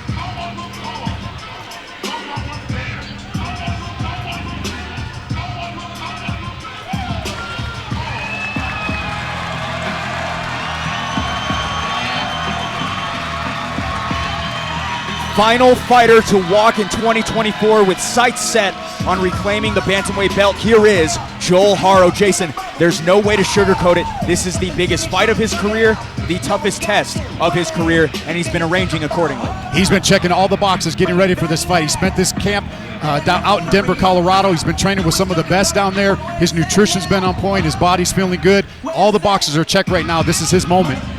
Joel Haro spent the majority of this camp up in Westminster, Colorado, training alongside Brandon Royval and other top-tier talent, specifically at Havoc MMA. That being said, no Pedro Sierra or Bobby King in the corner, but I do actually see over here in the corner, Pedro Sierra might be there backing Joel Haro alongside Joe Bish as well. Andrew, nonetheless, been a little bit of a different camp this time around. Yeah, you know, as fighters grow, they absolutely do need to branch out and get different skill sets from other people. That being said, and only Joel knows Joel, right? But I don't know that switching things up so drastically, not having your coach in your corner who's been in your corner for your entire career before the biggest fight of your career is the best idea, but we'll have to see what the results say. All right, final fight of 2024 is brought to you by the bantamweights, Joel Haro versus Hunter Azure. Azure 2 years and 2 inches north of the local fighter, both coming in under the championship rim of 135 pounds. Haro with a record of 5-1, a little longer in the tooth is the UFC vet at 11-4. All being said, as high stakes as you can get between two of the best bantamweights Fierce could conjure up. Back inside to set the table, final intros of the calendar year, it's Jackson Hose.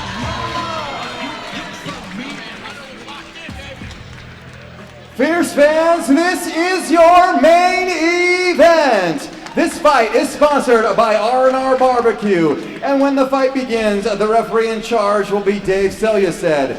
This fight is scheduled for five-minute rounds for the Fierce Fighting Championship Professional Bantamweight title. Now, one more time for 2024. I need everybody tuning into the pay-per-view and everybody here inside the Masonic Temple in Salt Lake City, Utah. From the upper seats to the lower seats to the VIP seats, all the way down to cage side. Put your hands together and make some noise!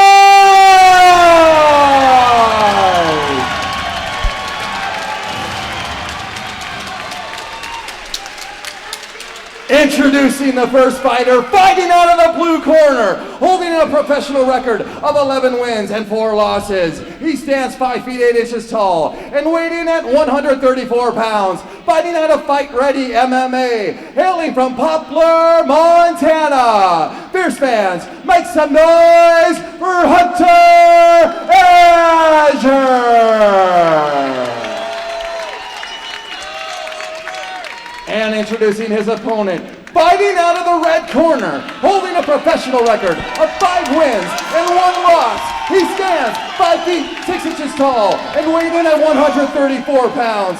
Fighting out of Havoc MMA, a game of Jiu-Jitsu and MMA, and Ludwig Martial Arts, hailing from Salt Lake City, Utah. Fierce fans, make some noise for the former Bantamweight champion, Joel Haro!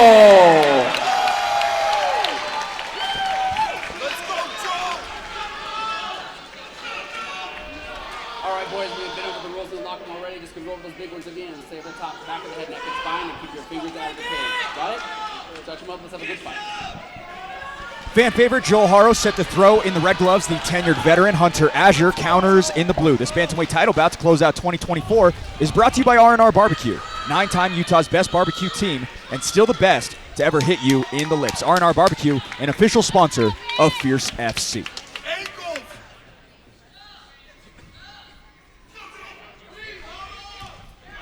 Stiff leg kicks opens it up for Haro as Azure targets up top. I'm really interested to see where Hunter decides to take this fight, if he's going to stand up with Joel or if he's going to use his wrestling, because he certainly has an advantage in that arena. 4-time state champion in Montana is Azure. Not to mention a collegiate wrestling career as well. I've trained with Hunter quite a bit before he moved out to Arizona. He was training out of Elite Performance with us, and he was really, really heavy on his wrestling. Since then, he switched over, and he likes to stand up a lot more.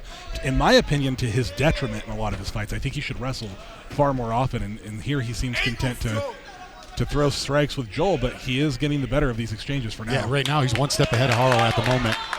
4 wins by knockout for Azure. As for Haro, he boasts 3.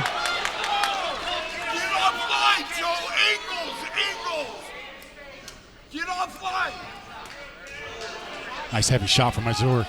Yeah, Hunter is being extremely accurate, and I think he throws hard shots. One thing Hunter does do really well is he punches very hard. Joel needs to use some of the finesse that he has. He cannot keep going right into Hunter. That's not a good idea. Both fighters dancing their way around the attacks of their opposition. Sidestep! His leg kicks by Haro. Haro might be bleeding from the nose. Sidestep, Joel! Cuts the angle is Haro. Azure answers right back. Creative kick lands for the former bantamweight champion. Oh, nice body kick by Haro. He's bleeding from the nose. It seems like there's just a bit of a horsepower advantage in Hunter's favor that Joel hasn't figured out how to deal with yet. Yeah, Hunter seems to have the strength advantage right now. He's landing the harder shots. Step to the side, Joel!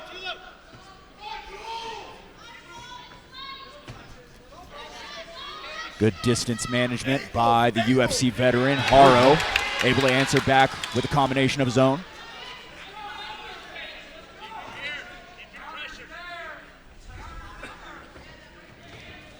Haro going for the takedown. That's surprising. Haro masks the striking with the grappling well. Azure able to get his foot out of the trap. Nice body kick by Haro. I love that even though Joel didn't get that takedown, that he at least is letting them know that he will threaten the takedown.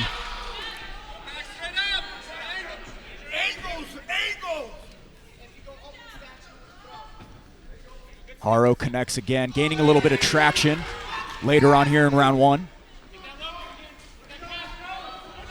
Yeah, Joel's going to do well here to give Hunter lots of different looks.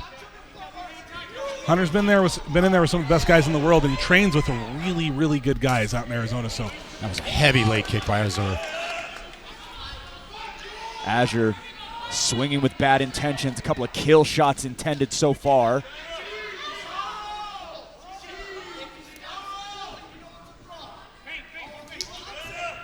Another echoing leg kick lands. Blood might be bothering a little bit Jason as you see him spit it out. Nice. Joel's investing in those body shots. You saw a little bit more attention to the midsection back in February when Joel Haro faced opposite Albara Apna. Feints downstairs for another takedown, goes up towards the chin of Azure is Joel Haro. Joel Haro starting to get some momentum here coming back in this fight. Azure's got a chin though. Nothing's phased him so far. He's very tough. Very, very hard to put away. Only been knocked out once in his career. It was back in 2020. Sidestep, Joel! Joel Haro never been finished in his MMA career, including his amateur career dating back to 2013. Yes! Yes! Right there! Right back! Some opportunistic head movement by Haro, able to get out of the way of the attack of Azure. Not even an attempt from any wrestling done by Hunter here. Yeah. Another body kick by Haro. Let's go, Hunter!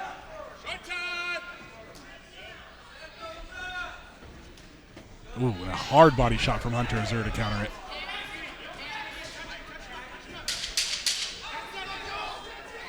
Gallop! Gallop! Gallop!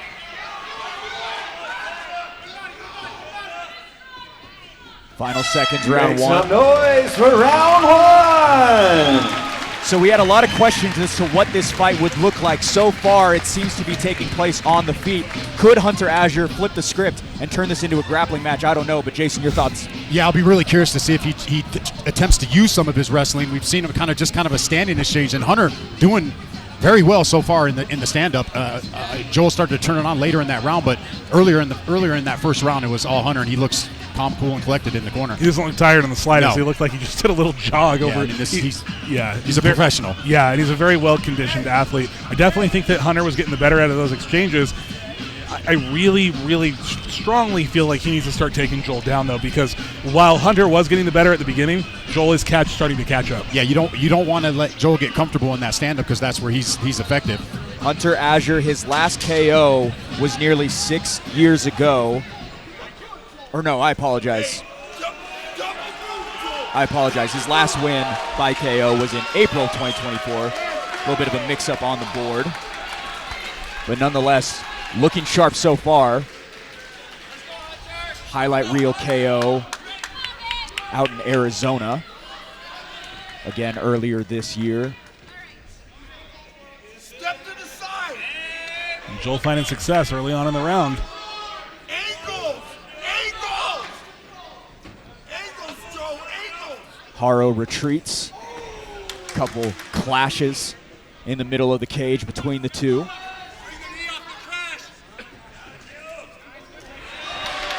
I love the way that Joel's ending these combinations with those fading leg kicks. It's really nice. Ankles, Joe. Ankles. Step to the side. Azure blitzes once again. Haro able to. Oh my goodness! Oh my! Spinning elbow finds Azure down on his knees. That was electric. Oh my goodness. And Hunter Azure has found his wrestling roots. That was insane. Split-second decision finds Joel Haro with the biggest moment of the fight thus far. Just under 4 minutes to work for both. Yeah, biggest moment of his career. That was insane. That was huge. Now can he stop this? Joel Haro has struggled with high-level grapplers in the past. You remember the Yazin Haji fight in which he was controlled for 57% of the entirety of that fight back in Idaho Falls nearly 2 years ago. But how hurt is Hunter still? Because he's still hurt. Yeah, he got hit hard with that elbow. And Joel's looking for it again. Haro still sharp in between the ears as Azure looking to create some offense. Now it's Haro on the hunt. And now Azure looks a little hurt now.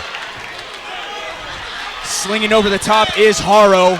Still stepping forward. Hunter's still extremely dangerous, though. I was just getting ready to say, Carl can't get overconfident in here with a guy like Hunter Azure. No, Joel's got to mind his P's and Q's here and keep his hands up.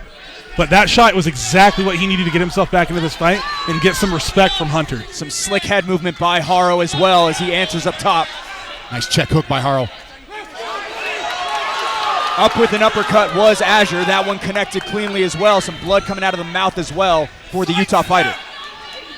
Joel looks like he wants to keep trying to spin, and Hunter Azure with a spin of his own. Haro loves to dive into those attacks. Spinning specifically, now invests into the breadbasket. I got to ask him to teach me how to do those. Joel looks a little tired. Trying to weather that storm of Azure. Still coming forward is the Arizona fighter.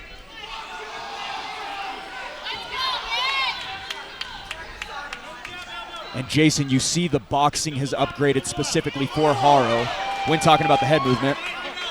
Yeah, now he seems to get his head off the line. He's standing still. Now he just got caught by a big left hook. There's just a difference in the power here. Joel is landing, but every time Hunter lands, it looks bad on Joel. And Joel's face is all busted up now. Haro was buckled a bit, but now answers the call with his own shots.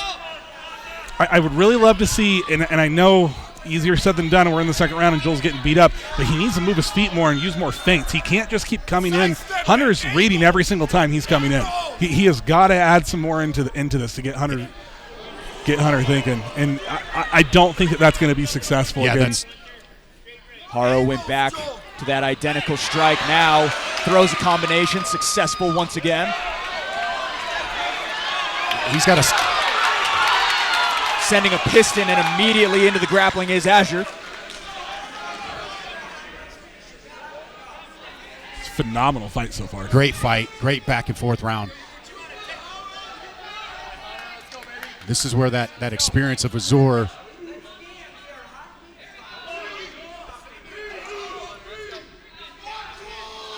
Haro fighting the hands, now mixing up the landing zones is Azure.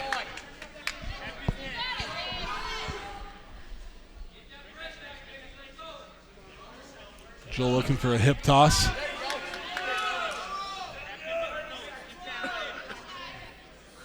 Bloodied and battered is the former bantamweight champion. 20 seconds to work round 2 as Azure looks to peel him off the cage.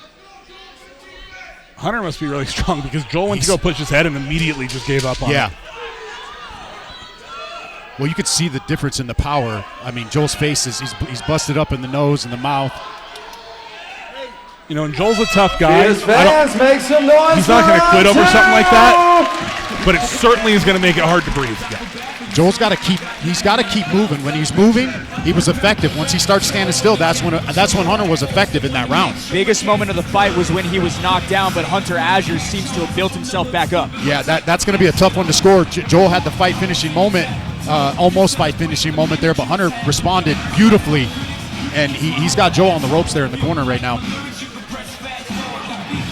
Jason, we talked to Joel Haro a little bit. He knew he was expecting a dogfight. He has one right now. What can he conjure up in rounds 3 through 5? Well, like I said, like I touched on when he was walking out there, he's checked all the boxes as far as his training goes, and I know he was expecting a tough fight with Hunter Azure, and he's in it right now. Esteemed coach Andrew Santino in the corner of Azure out of Fight Ready in Scottsdale, Arizona.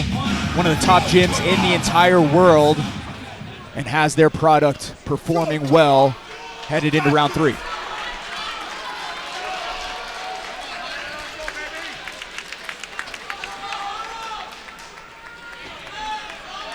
And Hunter still looks fresh. He does. Joel looks locked in, though. He looks like he wants to get out there and fight. Yeah. Haro controls the center of the cage, begins to move his way out. And this corner must have told him you got to move, and he's moving. You see him moving now. Moving and feinting, right? That's what I said I wanted out of him. Let's see if he starts doing it. Beautiful body kick there by Hunter, or by Joel, rather. Nice short jab by Hunter. A couple of quick exchanges, nearly loses his base from the leg kick of Azure. Another one to the inside lands as well. Haro bids downstairs, throws the uppercut. Hunter's slowing down a bit. He is slowing down a little bit, but I want to keep seeing that movement from Joel. Azure been to a decision 7 times in his 15 professional fights. Another big shot by. Everything that lands from Hunter has been powerful. Yeah, he hits hard. Oh, another jab pushes back Haro.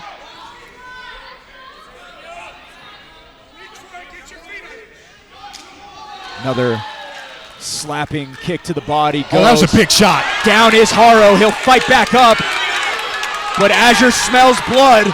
Joel going for a triangle here. Joel going for a triangle. Hunter stacking that. In a firefight downstairs is Haro. Azure, for a second there, looked at him dead to rights, still trying to lean into that trend. Joel's doing the right stuff. He's moving. He's getting the half guard. He's trying to fight a Kimura here.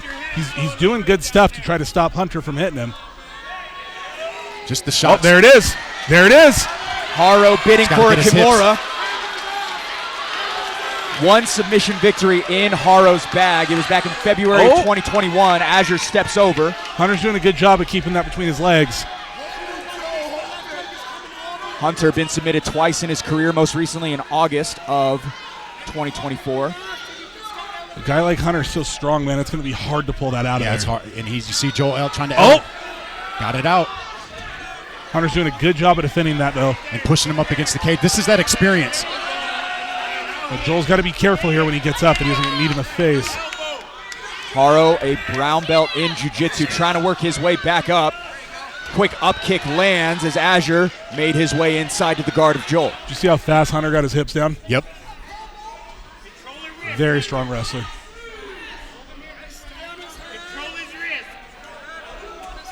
Joel offering a good amount of offense, though, here from the bottom. Yeah, he's not staying still. Now big shots from the bottom.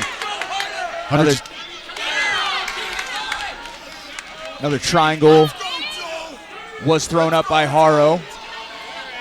Azure immediately cancels it out. Trying to step over and sliding a bit as well because of how bloodied up Haro is. Had an arm choke here. Azure has not had a submission victory since July of 2018. Blood is seeping through. There's the finish. Hunter Azure spoils the party in Salt Lake City, closes out 2024 as the Fierce FC Bantamweight champion. And a good effort from Joel. It felt like Hunter was just a little too much. That level difference, that experience. You could see the power was very evident after that first round. You could see that those punches were just a tad bit more effective. It was just a little too much horsepower, and he wasn't able to overcome it.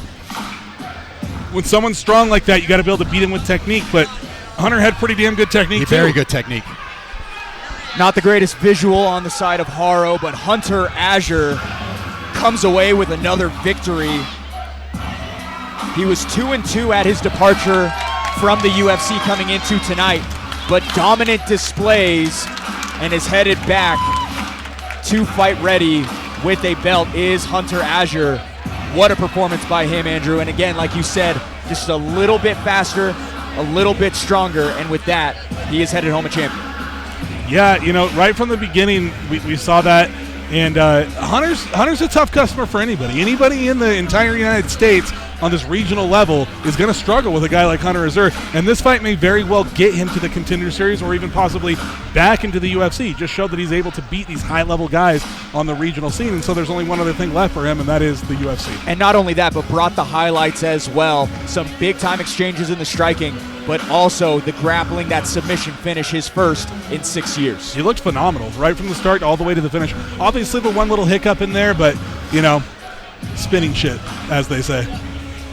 We're on television airwaves, so we try not to do but nonetheless, some spinning stuff. Don't fire me, Blake. As we're about to make it official.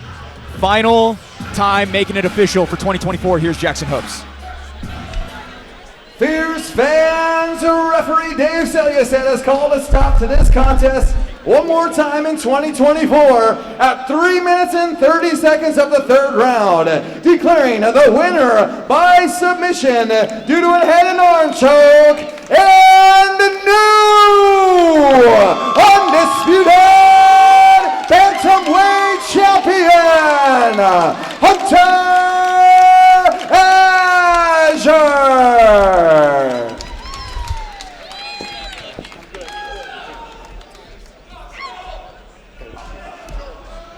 All right, Hunter, beautiful performance tonight. You come in here, enemy territory, you beat an up-and-coming fighter in Joel Haro. Talk to me a little bit. Were you expecting that kind of fight tonight? Hey, Utah, thank you guys for having me. Joe, your hometown boy, he's tough, man. I knew I was going to come in here to fight a tough kid. All the respect to him. I had the experience for higher-level competitions. All I got, that kid needs to keep at it. Coming to enemy territory, hey, I don't care where I fight. I'm just here to fight in this cage. Boo me, be with me. I don't care. I brought my roots back out tonight. Coming back, being a warrior where I'm from, remembering why I fight, and that's the reason I'm out here, sticking to this. So you got the belt now. Are you going to come back and defend it here, or are you trying to get back to the big show? Hey, man, everyone wants to be in the big show. I fell in my last fight. I didn't worry about what was happening after this fight. I knew I needed to win. If I need 3 more wins, get me in here 3 more times. I don't care. Just keep giving me the toughest dudes around. I'm gonna come in here and prove myself. Anybody you want to give a shout out tonight? Hey, just my family, my coach Santino, everyone at Fight Ready, and everyone in my hometown on the reservation that cheers me on every time I come out here and fight. Hunter, congratulations again. It was an honor having you in the cage. Ladies and gentlemen, give it up for your winner and new Fierce FC Bantamweight Pro Champion, Hunter Azure. All right, so Hunter Azure comes Fierce away. Fans 2024 is concluded, but we're only a month away from being right back in here at the Temple, January 20th. Drive home safe. Look for the post to get your tickets for January 20th and make some noise. All right, so Hunter Azure comes away as the Fierce FC Bantamweight Champion. What a way to close out the calendar year as he gets it done via submission. The head and arm is successful. Welcome in, everyone, to the post-fight show presented by Bet Openly. Blake O'Rourke and Andrew Boquette alongside Jason Laporte as well on the wide shot. But we're just about now, I think we are going to be headed into the broadcast booth. Fellas, what a great night. 9 fights down, and we come away with a fantastic 2024. Jason, Hunter Azure obviously coming away with that win. Any specific highlight of the night for you? Yeah, I mean, just a quick note there. I talked to Joel, before he got out of there, and he said, you know what, I can hang with these guys. He felt like he was competitive in this fight, even though he came away with the loss. Some highlights on there. Man, I'm still pumped up from this main event. One that pops off, Sam Dyman, very impressive. Jason Urgal getting the title. Those two right off the top of my head. Obviously, Kent Mafileo coming in getting a big victory too. So a wonderful night. Andrew, your thoughts? Yeah, all the fights were pretty good. Obviously, Kent Mafileo, it's always fun to watch him batter somebody up against the cage, right, and do what he does best, which is extreme levels of violence. Joel Haro and Hunter Azure was exactly what we thought it would be, right? Joel was being slick and moving around a lot. Hunter had a lot more horsepower. It was a high-level fight. I think the experience of Hunter was just a little too much for Joel to overcome, and the athleticism as well. David Kim fight was phenomenal. I mean, we kept, literally, you and I got in trouble from Blake because we were talking over each other because the fight was so good. We kept yelling, but that was a phenomenal fight as well. Did you have something, Jason? Yeah, I was just going to say, just beautiful performance. I mean, obviously Hunter comes in there. There's levels to this, right? Joel's 5-1. He hasn't seen the type of competition that Hunter's seen, but now he's felt that. He's felt the power, and now he's going back into the lab and get back in there. Back to the lab we go, and fellas, it has been so much fun this year. Andrew, you came alongside in June, I believe, was your first show. You've done a handful since. Jason, we've been doing this for nearly 3 years together. 3 years. And it has been such an incredible ride. So much fun, but it's always tough to close out a year as we move into 2025. Any big thing you're looking forward to? I'm just looking for coming back here, doing some more big fights. It's going to be a big year next year. A lot of things on the horizon. I'm looking forward to Fierce continuing to be the best show in Utah, and we continue to be the best casting team in Utah. That's what I'm looking forward to. Yes, sir. I'll tell you this. The number one thing I'm looking forward to is Ricky Mamone and the ceiling that he has. Obviously, the amateur featherweight champion, but he has lit up this cage this year in so many ways. Him, Kamuela Mamone, Julian Ruiz, Zeke Latu, Noah Hamilton, and plenty more are on the stacked card on January 20th. It is going to be so much fun. Tickets are on sale right now. Or I apologize. Tickets will be on sale on December 20th. For Fierce Fighting Championship 37. And not only that, fellas, it's going to be our 50th show. Oh, wow. That's fun. Congratulations. So a lot to look forward to. December 20th. What a way to kick off 2025. Final time tonight for our technical director, Aiden Mortensen, and our graphics coordinator, Ryan Piccolo, and all of us here at Fierce Fighting Championship and Pat's Media. He's Andrew Boquette. He's Jason Laporte. I'm Blake O'Rourke, saying see you next year.